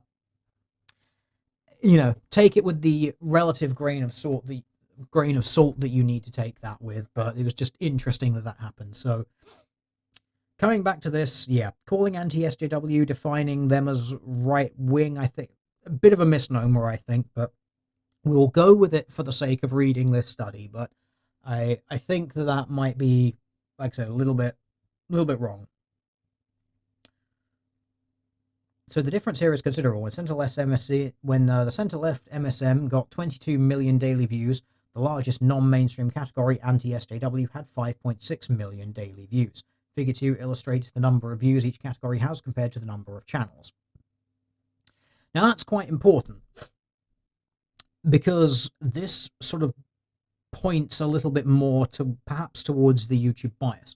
Like anti-social justice content, as you can see, they've got 107 channels here, commanding this frankly pitiful viewer base. This is really quite small when you consider how many channels there are doing this. But then you get center mainstream media sources with far fewer channels pulling in a far larger draw. Now, this may simply be down to the fact that mainstream media things, people are more likely to have heard of them than all of these other people. Like, who's heard of anti-social justice channel number 55 compared to something like CNN or Fox News or NBC or whatever all of these things are? So there's probably a degree of that, simply that the mainstream media things are more viewed. But what is interesting is the massive disconnect between the two. But this, I think this study is probably going to go into that a little bit more in depth shortly thereafter. Figure 3 presents a chart of channel relations illustrating relationships between channels and channel clusters based on the concept of a force direction graph. The area of each bubble, but not the radius, corresponds to the number of views a channel has. The force size of the link between channels corresponds to the portion of recommendations between these channels. This is something which is very important. We're going to talk about this a little bit later on, this thing between the how channels correspond to each other, because there's a very important part of this paper, which is dealing with basically the number of, basically when you have a YouTube video, that video has recommended videos on the side of it. And every time you watch a video, they will send their viewers to a number of places based on recommendations, and then you compare that to the number of times, in essence, that that video has been recommended. And there's a very clear pattern that this study is going to talk on later. So this is something which is really, really important. We're going to need to pay attention to this. From this chart, we can see left-wing and centrist mainstream media channels are clustered tightly together. The partisan right cluster is also closer to the large mainstream media cluster than to any other category. Anti-social justice and provocative anti-social justice are clustered tightly together, while libertarian channels, while smaller categories such as anti-theist and socialist, are very loosely linked to a limited number of other categories. White identitarian channels are small and dispersed across the graph. So this is just the snapshot version of what we've got going on here. So they may move around and be a little bit different. This is just how it renders itself every time. It seems to be a little bit different. So what they were talking about here, you can obviously see where the center-left clusters, you can see where the partisan left and the partisan right cluster, so you can see that they are kind of grouped together. And as they were pointing out, things like some of these other things, you can see right there that libertarianism is a little bit more all over the place, and sort of how they all cluster together. Like I said, that's just an interesting way of visualizing it. Not particularly useful if you have color blindness. If you have color blindness, you're probably looking at that graph and thinking, what is this? This is Jackson Pollock tier nonsense. But there is something there. When analyzing the recommendation algorithm, we are looking at the impressions the recommendation algorithm provides viewers of each channel. This is the crucial part which I want to really talk about here. By impressions, we are referring to an estimate for the number of times a viewer was presented with a specific recommendation. This number is an estimate because only YouTube is privy to the data reflecting granulated impressions. However, public-facing data obtained from channels themselves provides us with information on at least the top 10 recommendations. A simplified formula for calculating the number, we don't particularly need to do this. We'll just look at the graph which shows this information in a more user-friendly way. But this is quite important. This was, like I said, one of the points which was made in considerably more depth in the presentation, the video presentation, which was done by one of the authors. They talked about this, the limit that these channels, that the APIs had and the scrapers had in getting this information, that some of this stuff is server-side, and basically you can't get hold of it because YouTube doesn't want you to have that information. So you kind of have to use all these little proxy data points. Now, while it is imperfect is in some cases the best that you've got. So again, this is simply the best that we've got. We've got to go with it because it's what is available. Until YouTube releases the files and makes all this public, we're going to have to go with some of these proxy bits of information. Figure 4 presents the recommendation algorithm in a flow diagram format. The diagram shows the seed channel categories on the left side and the recommendation channel categories on the left side. The sizes of channel categories are based on overall channel view counts. The fourth category from the top is the most viewed channel category. The center-left mainstream media category. This group is composed of late-night talk show hosts, mainstream media shows, including the New York Times YouTube channel. The partisan left category closely follows the center-left mainstream media category, with the primary differentiating factor being that the partisan left category includes the content of independent YouTube creators. And that's something kind of important to note there. When they talk about partisan left, they are including independent YouTube creators who are partisan left as well. So in that instance, I'm thinking of probably things like the various BreadTube channels which are out there. The absolute cancer that they are on humanity. Together, these two most viewed categories garner close to 40 million daily views. Several smaller categories follow the top two categories. Notably, the two second largest categories are always centrist or left-leaning in their political outlook. For example, the two largest channels on the anti-SJW category, JRE Clips and Powerful JRE, both belong to American podcast host Joe Rogan, who hosts guests from a wide range of political beliefs.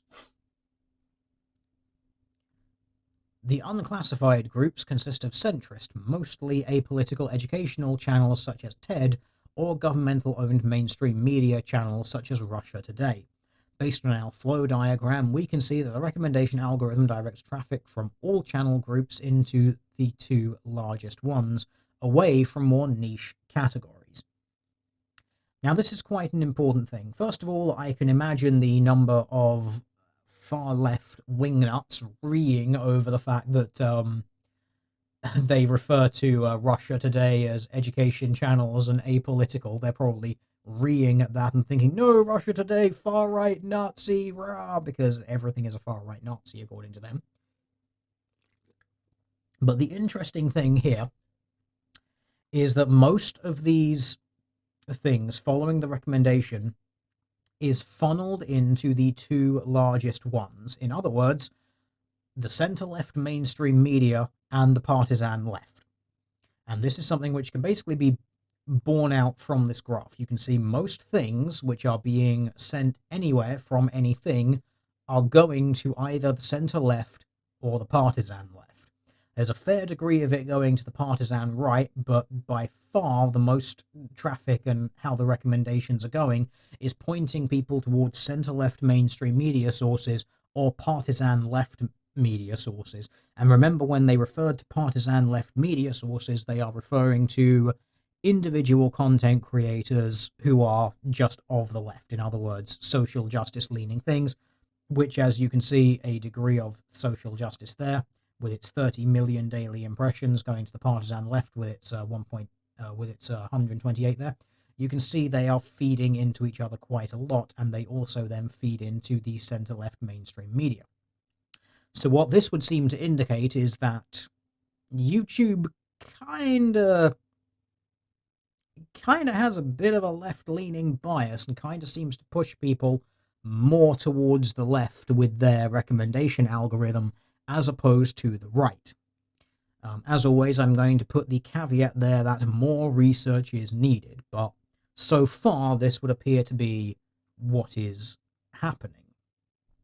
Based on these data, we can now evaluate the claims that the YouTube recommendation algorithm will recommend content that contributes to the radicalization of YouTube's user base by analyzing each radicalization claim and whether the data support these claims. We can also conclude whether the YouTube algorithm has a role in political radicalization. Okay, let's see if my reading of the data corresponds with the reading of the data that the authors make themselves. The first claim tested is that YouTube creates, claim 1, radical bubbles, i.e. recommendations influence viewers of radical content to watch more similar content than they would otherwise, making it less likely that alternative views are presented. Based on our data analysis, this figure is partially supported. The flow diagram presented in Figure 4 shows a high-level view of the intra-category recommendations. The recommendations provided by the algorithm remain within the same category or categories that bear similarity to the original content viewed by the audience. However, from the flow diagram, one can observe that many channels receive fewer impressions than what their views are, i.e., the recommendation algorithm directs traffic towards other channel categories. A detailed breakdown of this you can find in various other appendices and figures. So this, I think, goes along fairly well with what this data said. I would agree largely with what they have concluded about that first presentation. YouTube absolutely is strangling, or seems to be strangling, smaller content creators in favor of larger mainstream media creators. This shouldn't really be a surprise to anyone, because after all, we have read from YouTube's own publications, I suppose you'd call them, their own blog posts on the topic, that they want to drive more people to so-called trusted media outlets, which in other words is mainstream media sources. And as it turns out, they seem to throw people more towards left-leaning mainstream media sources than right-leaning mainstream media sources.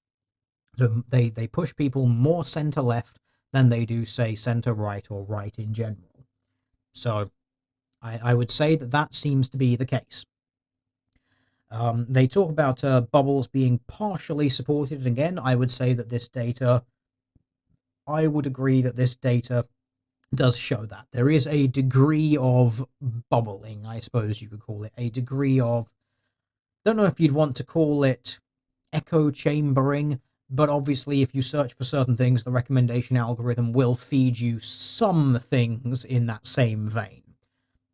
But I think from this, most of it seems to be more, yeah, we'll give you a little bit of the stuff that you're actually looking for, but here's a bunch of mainstream media left-wing sources because, these are trusted media outlets, these are credible media outlets, these are the authoritative sources that we want you to be looking at, when in fact they are actually just biased left-leaning news sources. But, that's what YouTube considers to be authoritative these days.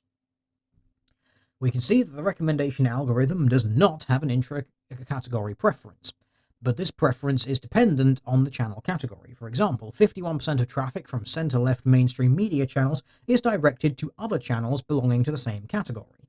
Also, the remaining recommendations are directed mainly to two categories: partisan left, 18.2%, and partisan right, 11%, both primarily consisting of mainstream media channels. So if nothing else, that shows a very slight left-leaning bias. Obviously, most of it is, as you can see, 51% to the center-left mainstream media, followed by 18.2% to partisan left, and then only 11% to partisan right. This is hardly what I would call balanced, but, well, this is YouTube. And let's be honest, this has been the experience of most people on YouTube, especially if you fall into the loosely described alternative influencer, dark web, this, that, and the other. So from this data, I think it's fairly safe to say that the far left activists claiming that YouTube is a right-wing rabbit hole, BTFO, frankly. The data does not support that position at all. If anything, it seems to indicate the opposite. Figure 5 presents a simplified version of the recommendation flows, highlighting the channel categories that benefit from the recommendation traffic. In this figure, we can observe that there is a significant net flow of recommendations towards channels that belong to the category partisan left. For example, the social justice category suffers from cross-category recommendations. For viewers of channels that are categorized as social justice, the algorithm presents 5.9 more recommendations towards the partisan left channels than vice versa, and another 5.2 million views per day towards center-left mainstream channels. Figure 5 also shows a pipeline that directs traffic towards the partisan left category from other groups via the intermediary center-left mainstream media category. This is true even for other beneficiary categories. The partisan right, which loses 2.9 million recommendations to partisan left, but benefits with a net flow of recommendations from different right-leaning categories, 16.9 million.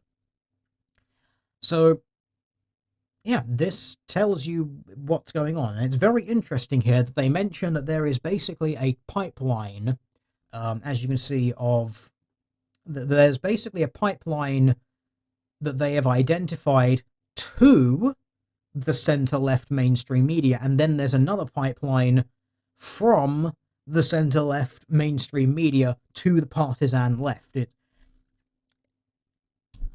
Can anyone... sorry, but the social justice-minded people who declare that YouTube is a right-wing rabbit hole, no. Press F to pay respect. Your assertion is wrong. There is a left-leaning pipeline, the far-left YouTube pipeline. There is a pipeline to the center-left mainstream media channels, and from the center-left mainstream media channels, there is a disproportionate partisan left pipeline from there. While there is a bit of a pipeline towards the partisan right, it is frankly dwarfed by the pipeline towards the far left. So, well, let's be honest, this is just confirming what so many tens of thousands of us have already worked out. Occupying a position which is not the far left. You look at it and you see how the far left is exploding on YouTube, and you're like, I wonder if YouTube has a bias here because the far left is exploding and everyone who isn't the far left is basically dying. Well, here we go. This is kind of the smoking gun that proves that this stuff is true. I would suggest that there is now more data on the side suggesting a far left pipeline than a far right pipeline on YouTube. So I've got to wonder if it's just a case of psychological projection on a part of the far left. They know that they're getting this. They know they're institutionally benefited and they're institutionally privileged, but that's what they see. It's everyone else is they are in fact in that position. You remember that the phrase that the feminists like to use, privilege is invisible to those who have it? Well, when you're far left and on YouTube and you are being algorithmically preferred to everything else, maybe that privilege is invisible to you because you have it, far leftists. Just something to consider there. Maybe they're not entirely wrong about that, and maybe everything that they're saying is fucking projection. What a surprise. However, when it comes to categories that could be potentially radicalizing, this statement is only partially supported.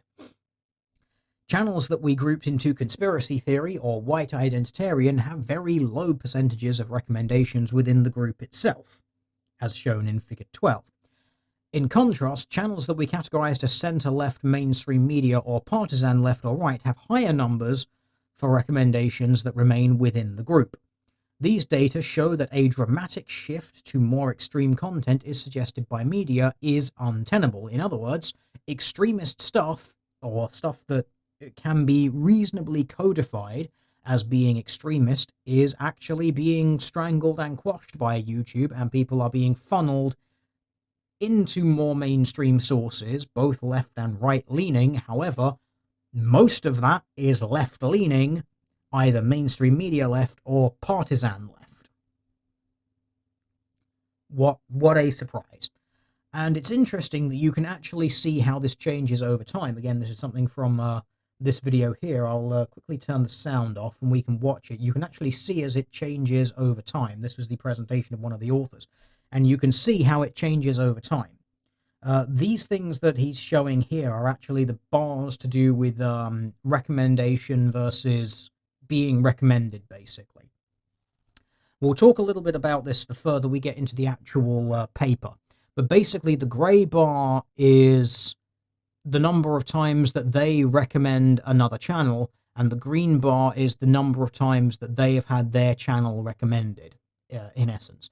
So the centre partisan left, as you can see from June 2019, centre left was recommended 22% more to people than recommended other stuff, basically. Partisan left was 1% more, partisan right was 2% more. Anti-social justice stuff received minus 10%. In other words, they sent people away 10% more than they received, basically. The anti-social justice stuff there was recommending more stuff outside of that sphere, and what a surprise, more of it was probably going to be towards centre-left mainstream media or partisan left mainstream media. So basically, if you're in the anti-social justice thing, minus 10% received, you are less likely to be recommended than you are to recommend people to go to left-leaning mainstream media. And this pattern, as you can see, holds pretty consistent. Centre-left, bonus 30% received. Partisan left and right was minus 2%, anti-social justice minus 8%. In other words, sending more people away, and the centre-left mainstream media benefited. August, same pattern. Center mainstream media plus 14%, partisan left plus 3, partisan right plus 10, anti-social justice minus 6. I mean, it just goes on and on and on, and it shows you over and over and over, basically every single time, that more of that the center left and partisan left almost always are being more recommended than they are doing recommendations. Partisan right seems to be kind of half and half, and anti-social justice stuff seems to almost entirely be a minus number. There's a few odd ones where it's plus, but it's very small numbers plus. As for people like down here, like poor little MRAs, a lot of the time they seem to be sort of minusing or plussing kind of all over the place, but they are such a disproportionately small amount. Look, minus 67% for MRA themed content from November 2019. So you can just watch that going from throughout 2019. It's kind of sometimes gain, sometimes loss, and then towards the end of 2019, it kind of just fucking craters. Minus 67, minus 69%. My god, if you're a men's rights activist channel, you're basically fucking dead on YouTube, and what a surprise, because you're not being shown anything. Yeah, as chat mentions, MRA have minus 69 in one slate. You can literally see the algorithm changing and who is benefiting as time goes on. And almost every single time, the thing which is benefiting is mainstream media center left and partisan left, and then partisan right in that order. So in other words, a massively disproportionate amount of stuff, mainstream media left and partisan left. Welcome to the reality of YouTube, according to this information. And I would suggest that this information is far more reliable than the so-called alternative influencer nonsense.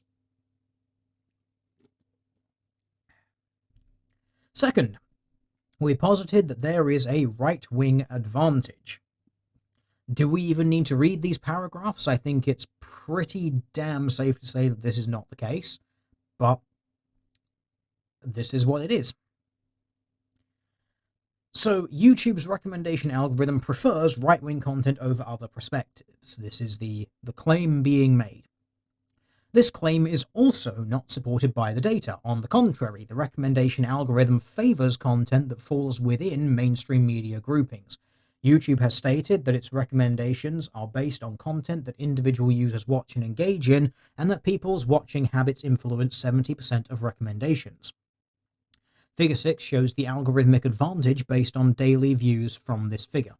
This was the thing here that we were looking at. Basically, the video that we just saw is basically the video version of this over a number of months. So even though in this paper you can see center mainstream media got a minus 2%, like this is the first minus number that we've got, and partisan left received plus 29 and partisan right plus 27%, you can see based on month to month this actually fluctuates. And so this one still image is not a hugely reliable representation of this, because it's a single snapshot from several months of data. But you could see, looking through the video version where we got to see multiple months of this, the center left and the partisan left massively disproportionately benefit compared to basically everything else. And even in this snapshot, you know, you want to talk about so-called far right identitarian rabbit holes, white identitarian stuff, minus 94%. Yeah, sure, like YouTube total reactionary rabbit hole, right? Minus 94% bias for the white identitarian stuff. Yeah, boy, sure is far-right reactionary rabbit hole in here, isn't it? Frankly, the data just does not support that position at all. Like, anyone who is still saying that YouTube has a far-right rabbit hole, you could just call them a conspiracy theorist, because that's what they are at the moment, and not a good kind of conspiracy theorist. Like, they are batshit insane conspiracy theorists, as in they are stating the opposite of observable reality.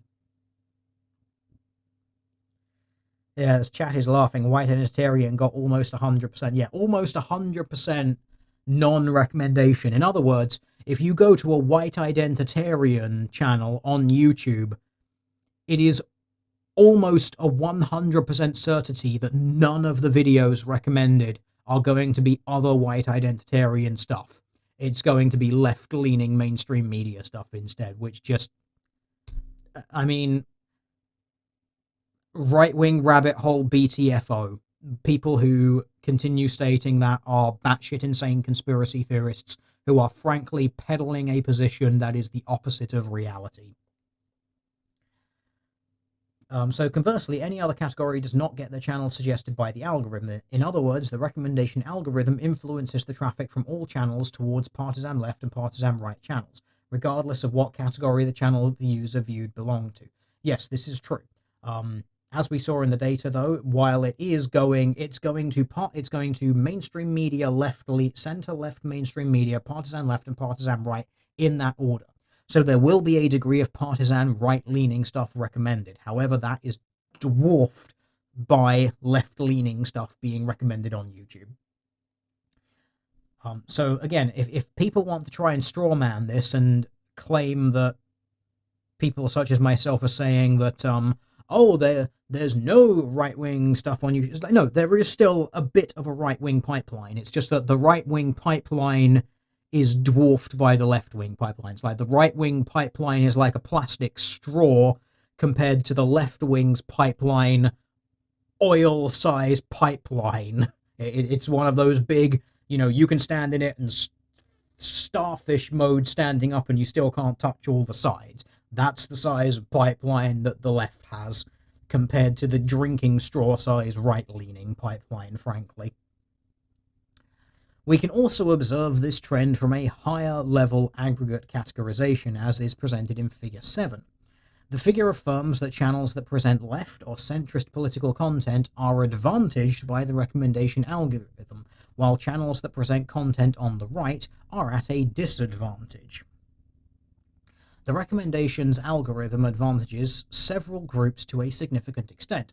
For example, we can see that when one watches a video that belongs to the partisan left category, the algorithm will present an estimated 3.4 million impressions to the center-left mainstream media category more than it does the other way. On the contrary, we can see that the channels that suffer the most substantial disadvantages are again channels which fall outside mainstream media. Both right-wing and left-wing YouTube channels are disadvantaged, with white identitarian and conspiracy channels being the least advantaged by the algorithm.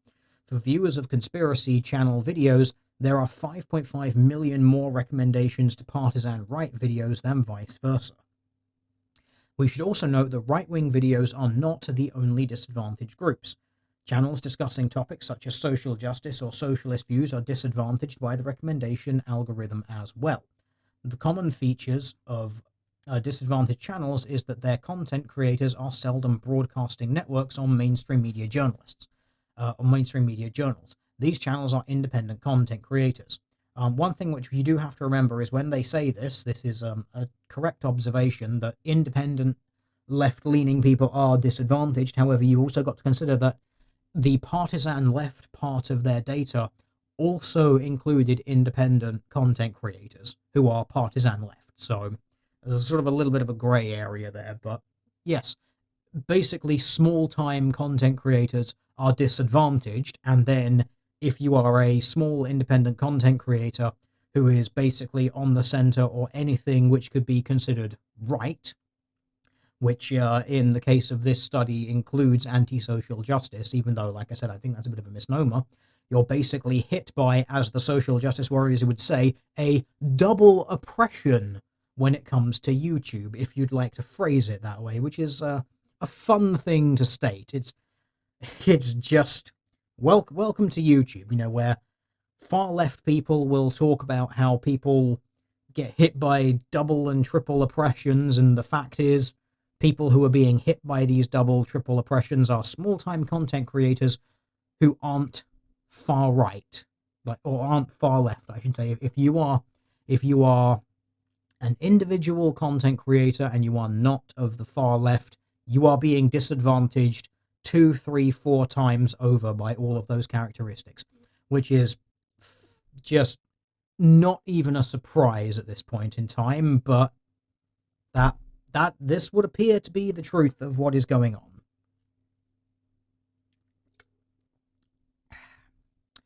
When it comes to the third claim regarding YouTube's potential, Claim 3, the radicalization influence, i.e., YouTube's algorithm influences users by exposing them to more extreme content than they would otherwise. This claim is also not supported by our data.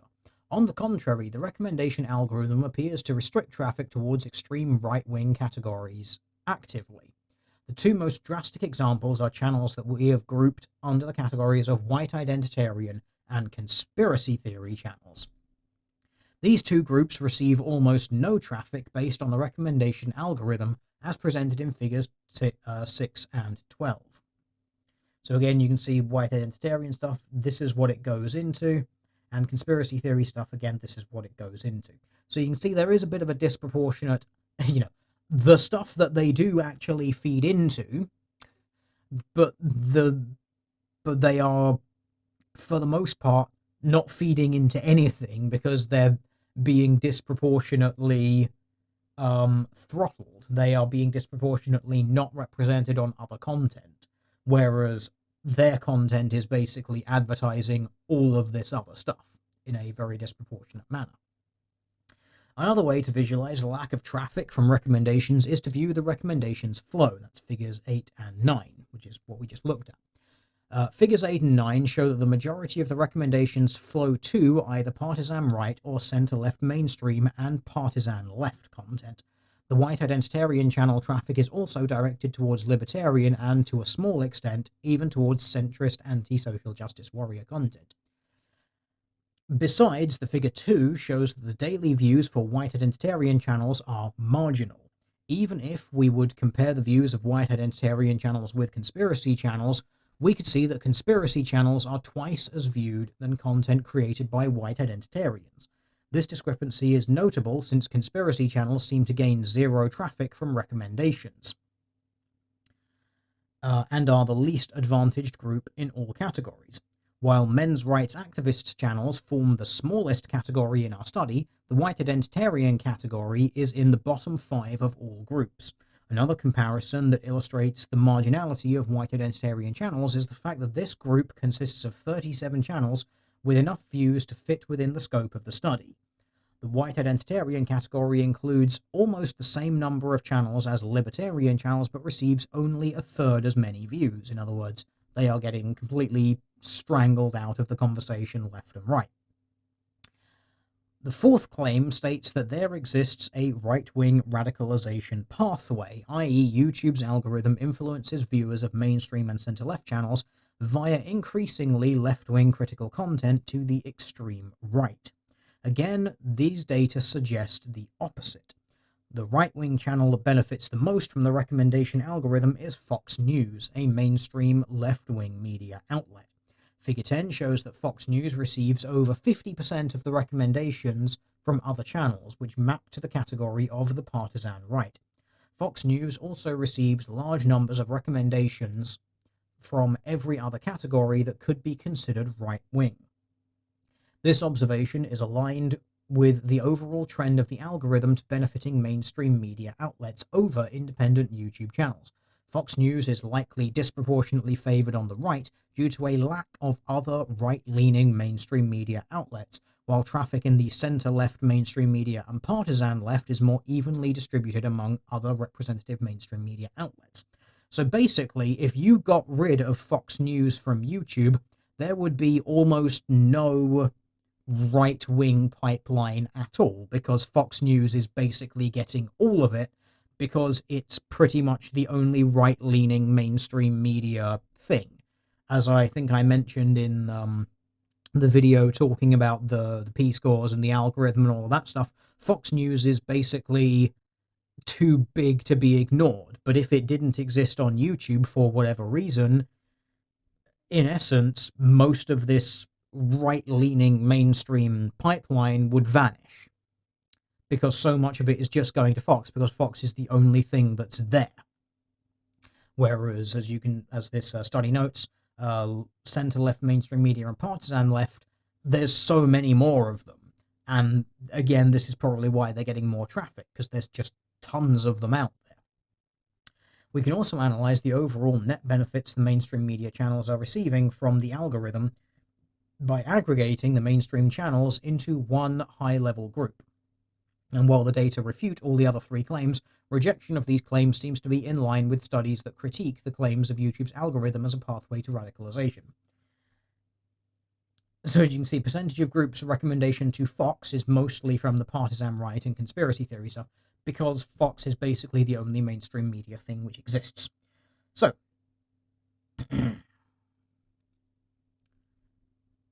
this is basically just the table which BTFOs the right-wing rabbit hole claim. Claim 1, partially supported. Yeah, there is a bit of bubbling, a little bit of echo chambering in YouTube, but right-wing advantage, not supported. Radicalization towards the right, not supported. Right-wing radicalization pathway, not supported. Like, all of this data basically shows it doesn't happen. If anything, there is a mainstream media, a center-left mainstream media bias and a partisan left bias, with a very small partisan right bias by comparison. But most of the bias is mainstream media and left-leaning. Rejection of these claims seems to be in line with studies that critique the claim of YouTube's algorithm as a pathway to radicalization independent YouTubers into another group, and comparing the algorithmic advantage and disadvantage for each. The third group we separated from mainstream media and YouTubers is the group called the missing link media. This group encompasses media outlets that have financial backing with the traditional mainstream media outlets, but are not considered part of conventional mainstream media. For example, left-wing channels such as Vox or Vice belong to this category, while Blaze TV is an equivalent for right-leaning media. Figure 11 shows the clear advantage mainstream media channels receive over both independent channels and missing link media. So figure 11, this is an algorithmic advantage for mainstream media. As you can see, mainstream media receiving basically 22% more likely to be recommended than they are to recommend other things. I don't quite know what that is, just YouTube in general. I think there might be a word there, just as in just general YouTubers. So if you are basically an independent YouTuber, you are at a 44% disadvantage. You are basically receiving 44% less recommendation than you are putting out towards other things. And so-called missing link media, which is the Voxes, the Vices, the Blaze, and all that stuff, at about a 28% disadvantage. Basically, 28% more likely to recommend people away than they are to be recommended. Finally, based on the findings and analysis of our 4 claims, we conclude that these data offer little support to the claims that YouTube's recommendation algorithm will recommend content that might be contributing to the radicalization of the user base. Only the first claim is partially supported. YouTube has stated that its algorithm will favor more recent videos than are popular, both in terms of views as well as engagement. The algorithm will recommend more videos based on a user profile or the most current popular videos for anonymous viewers. YouTube has stated that they are attempting to maximize the likelihood that a user will enjoy their recommended videos and will remain on the platform for as long as possible. The viewing history determines whether the algorithm will recommend the viewer more extreme content. Antithetical to this claim is that our data show that even if the user is watching very extreme content, their recommendation will be populated with a mixture of extreme and more mainstream sources. YouTube is, therefore, more likely to steer people away from extremist content rather than vice versa. All sounds completely reasonable based on the data that we've looked at. That even if you go onto YouTube and you actively search out extremist stuff, YouTube is more likely to basically say, here's a bunch of late-night comedians who are left-leaning, because, well, why not? It's just as it is.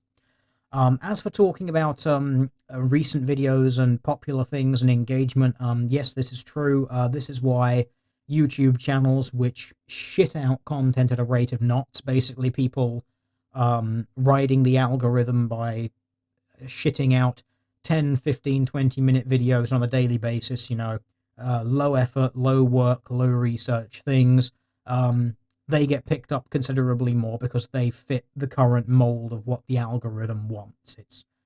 This is just how YouTube works. It's what the P-score expose found out. Basically, you want to aim for about 10-20 minutes, low effort, daily uploads. Congratulations, you're more likely to be picked up by the algorithm, but you're still probably not going to be recommended to people unless you are part of mainstream media left or partisan left. So it seems like if you want to exist on YouTube and do really, really well, be partisan left and shit out 15-20 minute videos on a daily basis. Like, do that and you'll probably be fine. Either that or be completely neutral and just shit out 10-15 minute videos on a daily basis and you'll probably be fine. Because quantity over quality and all that stuff. This is how YouTube works, and it is a goddamn shame, but that's what it is. So, limitations and conclusions. This is hopefully where we're going to talk about some of the limitations of the study. I've already voiced some of my concerns about what I consider some of the limitations to be. We'll see if the authors agree.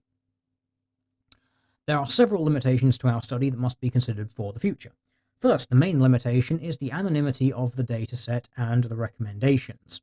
The recommendations the algorithm provided are not based on videos watched over extensive periods. We expect and have anecdotally observed that the recommendation algorithm gets more fine-tuned and context-specific after each video that is watched. However, we currently do not have a way of collecting such information from individual user accounts, but our study shows that the anonymous user is generally directed towards more mainstream content than extreme. So part of which I want to highlight here for this limitation is they talk about how they've anecdotally observed this. I think part of the reason that they are relying on anecdote here, which I'm not a huge fan of just saying, well, anecdotally we've observed this. In other words, it just kind of came up and we've noticed it, but we can't really quantify it. Now, this might be because they haven't tried to quantify it. It wasn't within the scope of this study. Or it's possible that, so it's probably outside the context of the study, or it's something that they might not actually be able to properly study. Reason being, as this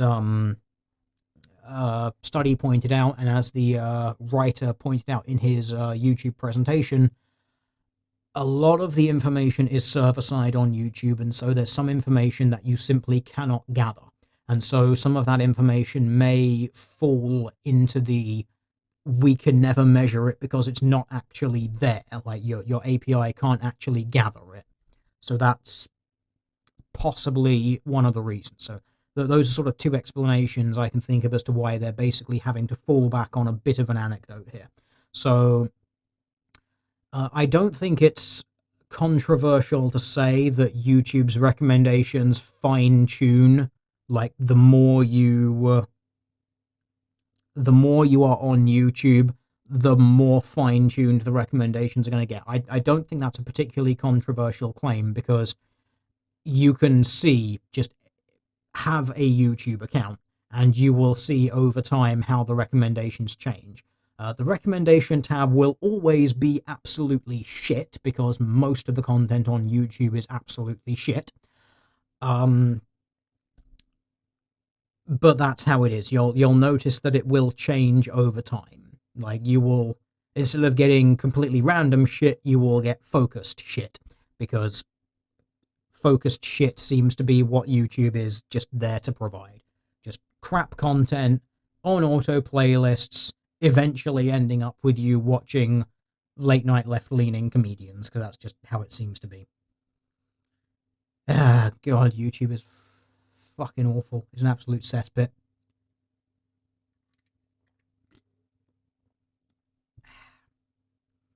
But hey, if you want more shit content on to watch on YouTube, I've got an entire back catalogue of videos you can go and watch. If you want some more crap content, guys, yeah, go do the... See, I did the self-promotion plug thing. I now feel unclean. I hate doing that. Anyway, let's continue on with the study, because the study is far more interesting than any of the content I've ever produced. Similarly, anecdotal evidence from a personal account shows that YouTube suggests content that is very similar to previously watched videos, while also directing traffic into more mainstream channels. That is, contrary to prior claims, the algorithm does not appear to stray into suggesting videos several degrees away from the user's normal viewing habits. And this, I would suggest, is true. It seems to be what the data suggests. It's basically if you're going into a certain category of content, you're more likely going to get just that kind of content with maybe a little bit of bias towards left-leaning mainstream media stuff because, well, as this study seems to have gathered from its data, you're gonna get a little bit more of that left-leaning bias, assuming you bother with political content at all.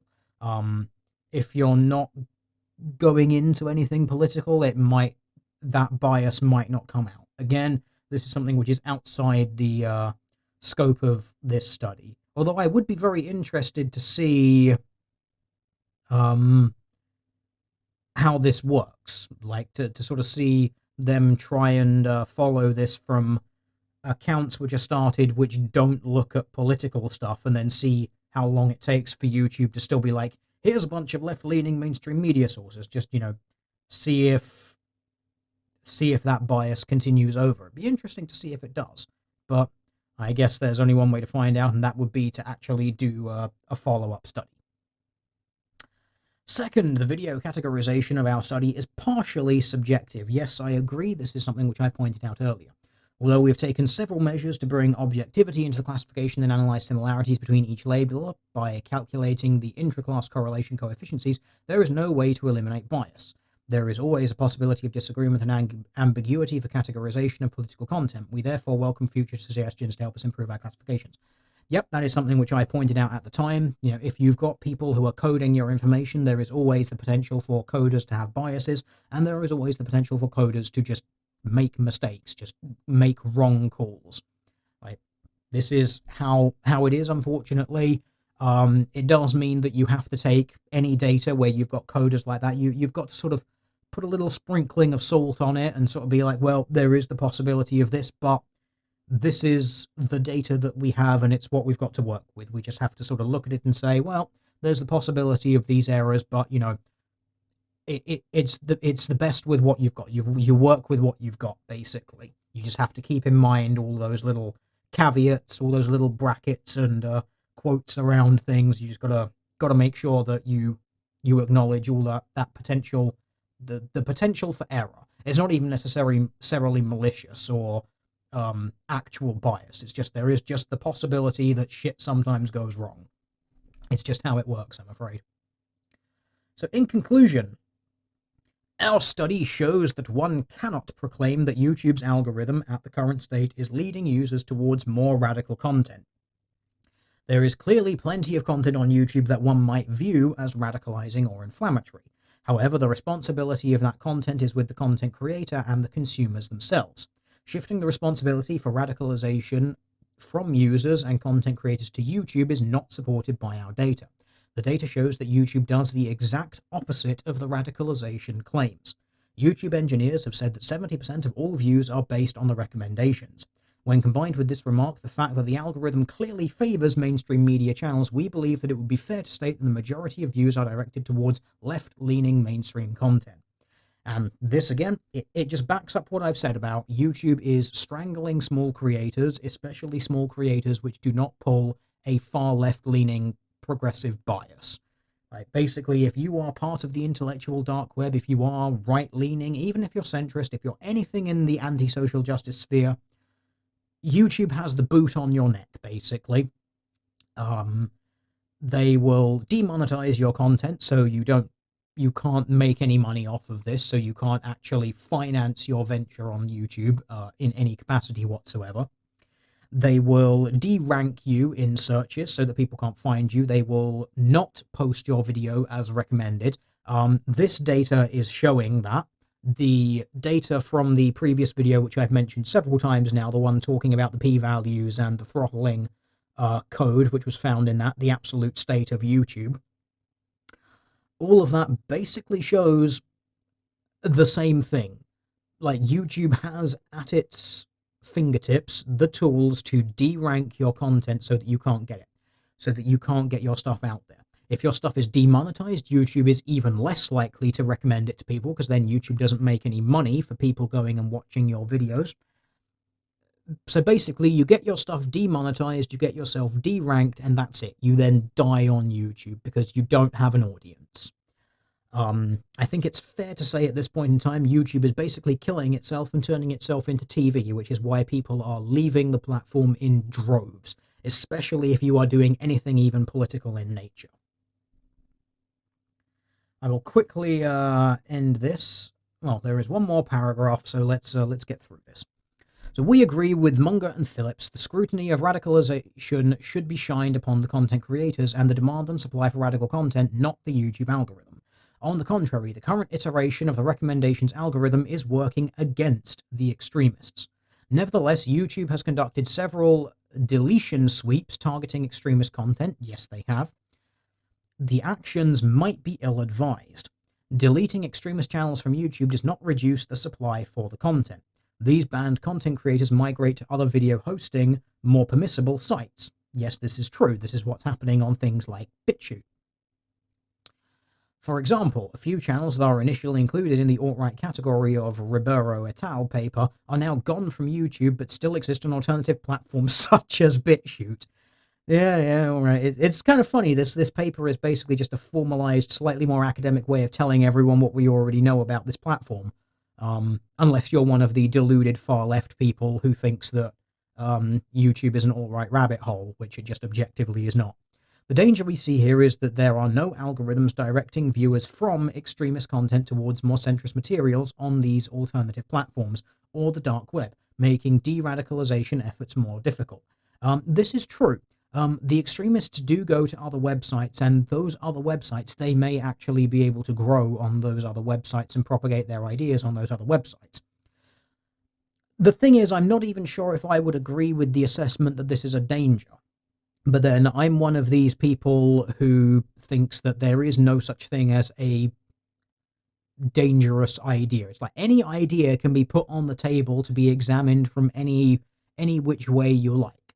You might not like some of those ideas, and some of them, if they are enacted, may have very serious and dire repercussions, but everything should be on the table for discussion, even if it's just to say, that's a terrible idea and we shouldn't do it. That doesn't mean that we should necessarily stop talking about it, because after all, as soon as you stop talking about these ideas, even bad ideas, when you stop talking about them, that means they go away for a very short time, and then eventually they come back and no one remembers what they are. So then you have to live through the terrible ideas again, because this is the concept of basically, well, history repeats itself because eventually people forget what happened, and so they go through it again. There seems to be a degree of, there seems to be a cyclical nature to these sorts of things, and this is why these things need to be, you need to keep them on the table, even just so you know that the bad ideas are on the table. At least then you know where they are. If you throw them away, eventually everyone forgets about them and everything goes wrong from there. We believe that YouTube has the potential to act as a de-radicalizing force. However, it seems that the company will have to decide first if the platform is meant for independent YouTubers or is just another outlet for mainstream media. At this point in time, they are another outlet for the mainstream media. That is what YouTube is doing. YouTube is not about broadcasting yourself, despite what its slogan is. YouTube is basically a site for far-left radicalization and mainstream media comedians to stand in front of people, get a disproportionate amount of the traffic, stating Orange Man bad. So, that is the end, my dear viewers. We have gone through the entire thing. Well, I've certainly found it quite an interesting read. If any of you have as well, that is very wonderful. If not, then why have you watched this for the past 2.5 to 3 hours, or however long it's been? But hopefully it's been somewhat informative for you as well. Basically, yeah, the concept of YouTube being a right-wing rabbit hole is BTFO'd. Anyone who continues propagating this conspiracy theory should be laughed at for being, well, insane conspiracy theorists. It's basically confirmed what we already know. YouTube is giving a disproportionate platform to mainstream media and its own personally selected mainstream personalities. There's been various things, various writings around on YouTube talking about how YouTube or Google, I can't remember which exactly, because I know that they're basically the same thing, but they are still two separate companies technically, even though one owns the other. I can't remember which one it is, but there's been some rumor around and about on the interwebs that they've been paying certain celebrities to basically make content for the platform. You know, people like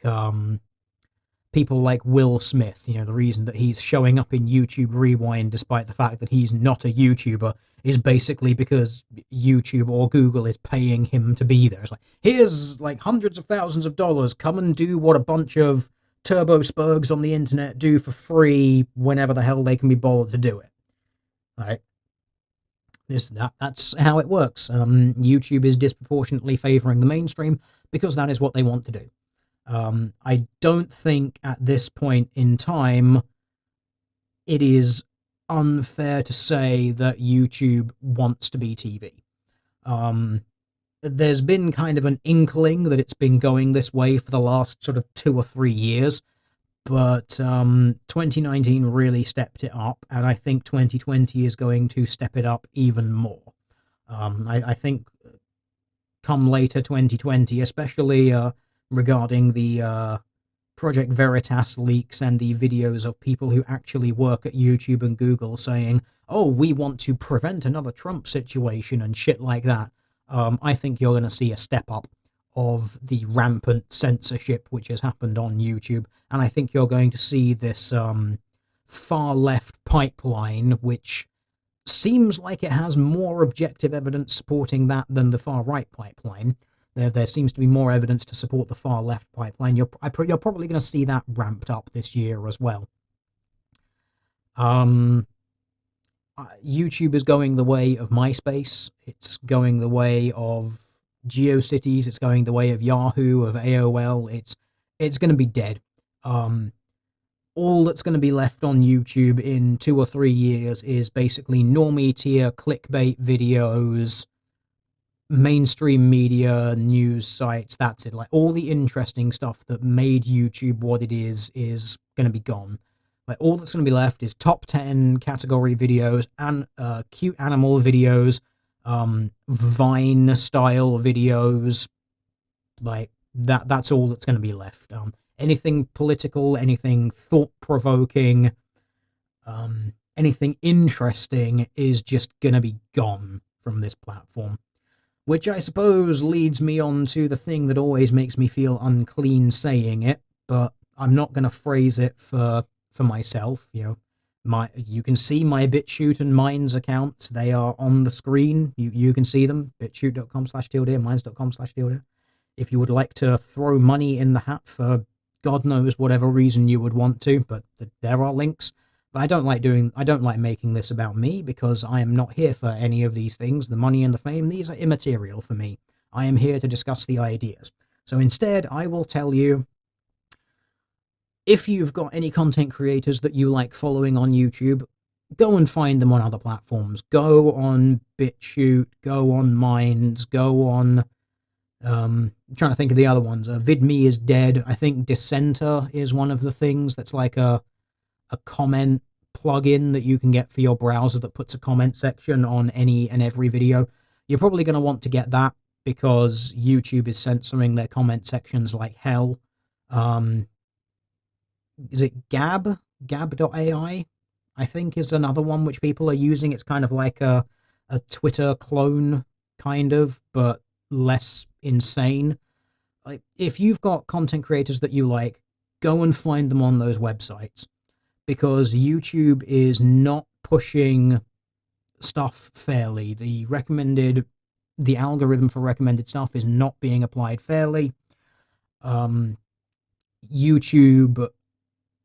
is unsubscribing people from channels en masse.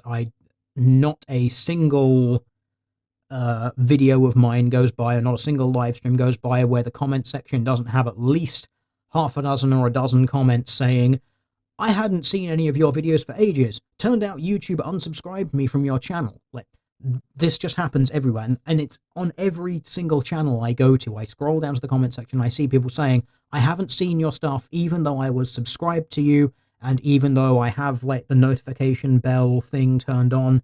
Nothing, like just nothing, because YouTube doesn't care.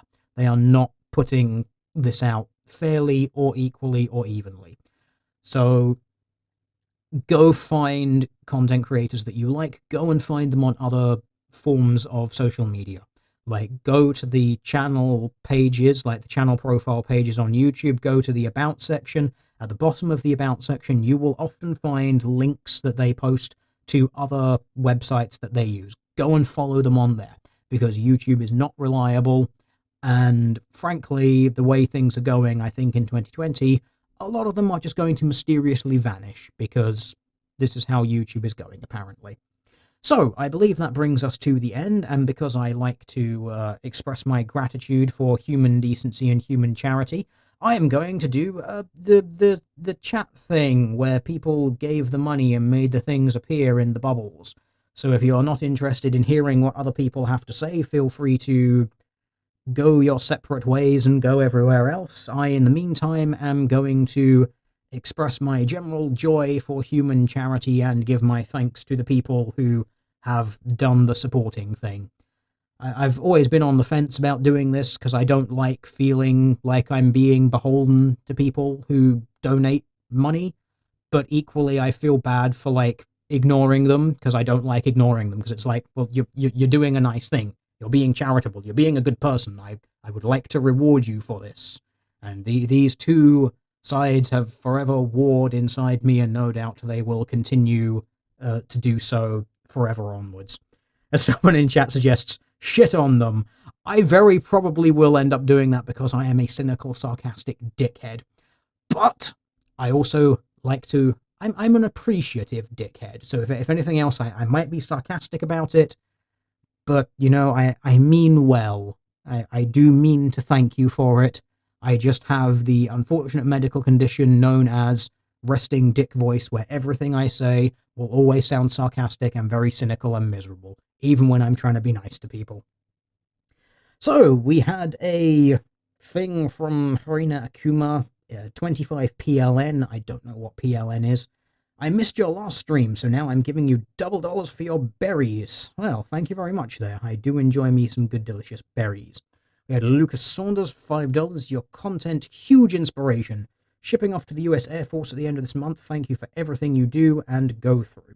Well, thank you very much. I'm glad that it is of enjoyment to you, and I'm glad that it's giving you some useful information, something that you can enjoy and really get your mind into. Enjoy your time in the Air Force. Your basic train... Well, I don't know what Air Force basic training is like. My assumption is, since basic training is pretty much the same in all of the services for the first, I want to say 8 weeks. I can't remember exactly what it is in the UK. You're going to be doing a lot of running around. You're going to be doing a lot of gym time. Enjoy it, because after you get out of the basic training thing, you're going to be spending a lot of your time sitting around doing fuck all, being bored off your ass.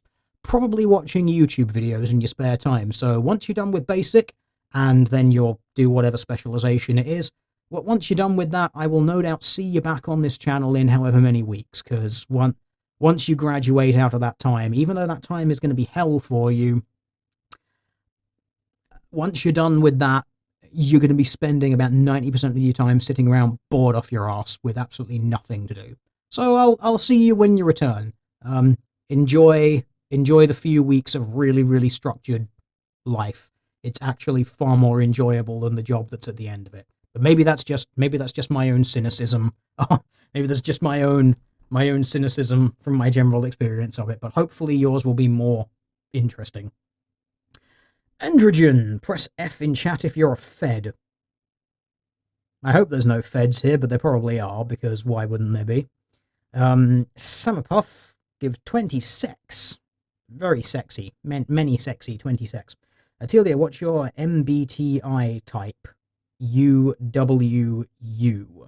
That's the Miggs-Breyers type indication. I'm pretty sure that's the Miggs-Breyers thing. I can't remember what the full thing is. on the Miggs-Breyers scale, which is not hugely accurate anymore, we tend to prefer using the ocean scale these days, but on the Miggs-Breyers thing, I fall into the category of INTJ, which is basically the autist person who always needs to know more and likes to plan everything and have all the layout of everything and to do the understanding thing and the autodidact thing, and that's just how it is, because why not? Androgen again, hello. Teal deer is a pipeline to autism. Well, given the answer which I just gave to the previous question, I would guess that that is a true statement. Sounds about right. Martin Batista, €2, enough for tea? There's a question. Have a nice day, you Brit. €2 is enough for a cup of tea, possibly, somewhere.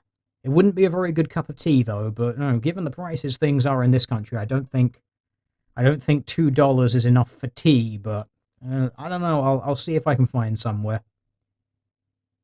Chat is now grilling me over my pronunciation of UWU. I know it's supposed to be pronounced uwu. I fucking refuse to say uwu every time someone does that because it sounds retarded, so I will forever annoy people by saying it's UWU or OWU, because you got to annoy the weebs, man. It's fun, because then they spurg out at you on the internet and you get to go, ha, I made you spurg out on the internet, while you yourself are also spurging out on the internet. So it's kind of just it's a spurg jerk. It's like a circle spurg, like a circle jerk, but of spurgery, like a circle spurg, spurging circle. I don't know. Whatever it is, it's one of those, and they're frequently pretty funny. Devanor gives another 26, which is a very, very sexy time. Teal deer, see what I did there? The left owns YouTube. Yes, I see what you did there with the teal deer now. Yes, the left does pretty much own YouTube. That's kind of how it is. Oh no, now we have all the chat uwu senpaiing. No, stop it, you freaking anime avatars. Go be anime somewhere else. Go take some photos of yourselves with your anime body pillows and your fedoras and your fingerless gloves and your Naruto headband things, because that's how it works, right? Because stereotypes and all that sort of shit, yeah? The Big Red Bear, which sounds very communist, $5 Californian dollars, which is about... What is $5 Californian in British? I'm pretty sure that means IOU money now, right? That's how shit Canadian money is at the moment. You give me $5, I have to now send you like 20 quid or something. I think that's how Canadian money works. It's really weird like that. Actually, speaking, because Canadians, there will no doubt be some of you in the chat. Is it true that your food prices are fucking astronomical at the moment? That's what I've heard. I've seen many a thread of people taking photographs of like really shit food in Canadian supermarkets, and it's like absurd amounts of money. It's like, here's a tin of soup and it's like $30 or something. Like, is that actually what's happening in there? Is your food absurdly expensive? Because it sounds like, if that is true, it seems like that's a thing. And man, Canada, I feel sorry for you if that's the case. Androgen again, $2 Aussie, good stream, and another one, say OOWOO. I have just said OOWOO for you. I hope that satisfied your desire for OOWO. And Martin Batista, another €2. Thank you very much. Now enough for tea. I think €4 will buy you a cup of tea somewhere. I'm pretty damn sure that it will. If nothing else, I can use it to feed my cats, because their food is really cheap, because they decided they liked really cheap food. I used to buy them good food. Then I got given some shit food, and they had shit food for a while. Then I started trying to give them the good food again, and they were like, no, I don't want the good food. You give me the shit. Now, I basically got my cats addicted to junk food, and it wasn't even my choice. They just, that's what they want. They refuse to eat good stuff anymore. They'll be fine. It's okay. But I believe that is all of us.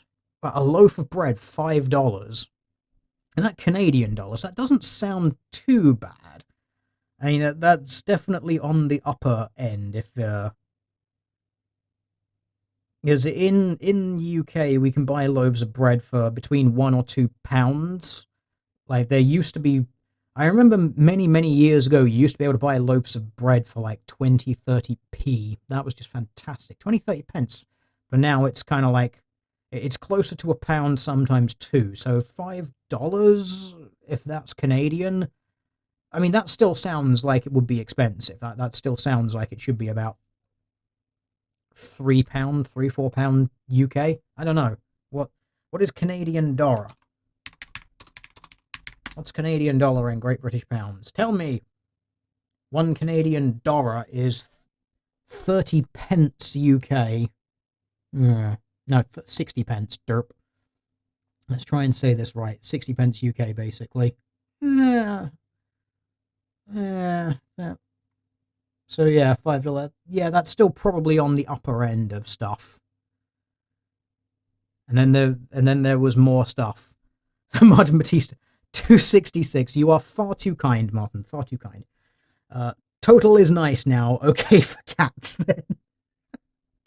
Devonor gives 50 sex, which is an incredibly, insanely sexy time. Cats have always been weird. Buy them some awesome cat toy and they'll use the damn box it was transported. Yep, every single time. Every time. This is why I don't buy them nice things. I give them paper bags that I get from the grocery store every so often, and I occasionally scrunch up a small piece of tinfoil. That's all they want. They don't care about any of the nice things I buy them. Just here's loads of crap stuff, and they love it. So whatever, fine. That's how you want to live your life. As long as you're happy and as long as you're healthy, I'm okay with that. And Center Negative provides $1.99, which I assume is US. Thank you for the hard work. Well, thank you for the $1.99. You are all far too kind. All of the donations, thank you very much. You do not have to do this, and I am very appreciative of your time and of your input. Hopefully I will be able to convert this into some sort of interesting content somewhere further down the line. So I think I'm going to end things there. I will say thank you all very much for joining me, ladies and gentlemen. Hopefully it has been informative for you as well as interesting. I've certainly enjoyed it. It's kind of fun listening to the, it's going to be really fun watching the far leftists on YouTube now still talk about how YouTube is like a far right radicalizing insane rabbit hole. And it's just like, no, just no. No, objective data demonstrates that you are wrong. It's just, that's it. That's as it is. Oh, there is another one from Big Red Bear, 10 Canadian dollars. You didn't read my comment about how the media itself isn't particularly left-wing. They just virtue signal. Anytime someone brings up higher taxes, they call them an arsehole. They're pro-ID politics. Did you have another comment which had that in there? It's possible it might have been a different one which wasn't highlighted, so I didn't see it. Let me see quickly. Oh, yes, there was that one. Give CNN and NBC actively hate the left wing of the Democratic Party means they're not left wing. They're pro-power and pro-identity politics. Yeah, a lot of these left wing, well, they have a good left-leaning streak in them. But yeah, some of their behavior gives lie to the virtues that they're signaling. And this, well, I think that's true of quite a lot of people who want to do the leftist virtue signaling. Like, again, quite a lot of the breadtube people and things like that. They'll talk a big game about socialism and wealth redistribution, and then you go and look at their Patreons, and it's like, wow, you're getting like 4 or 5 figures a month. That's your income. When are you going to redistribute that to some of your comrades? Oh, you don't. You just live a life in the lap of luxury. Yeah, what a surprise. Yeah, it seems to be the trademark of the left these days, just massive fucking hypocrisy. Anyway, I'm going to end things here because otherwise people are going to keep plinking me with money, and much as I do enjoy that, because Jewish superpower of being able to hear money dropping several miles away, but only half the time, because that's how it works, but superpowers of money and all that sort of shit. Much as I do enjoy that, I need to go and do other things. I'm sure everyone watching this also needs to go and do other things as well, like, live life and go outside and play and all of that cool stuff. So So I am going to go now and go and do something useful with my time, and hopefully I will see you all whenever I next do a stream thing. Just whenever I next find something interesting that I want to read or any other research that I want to do. And hopefully, who knows, maybe I can actually combine this study that we've looked at with other ones and get a little bit of a video out of it somewhere that might be informative for some people somewhere. We can do like the absolute state of YouTube #2 something somehow. I don't know. We'll see. Anyway, I will see you all at some point, chat. Fare thee well.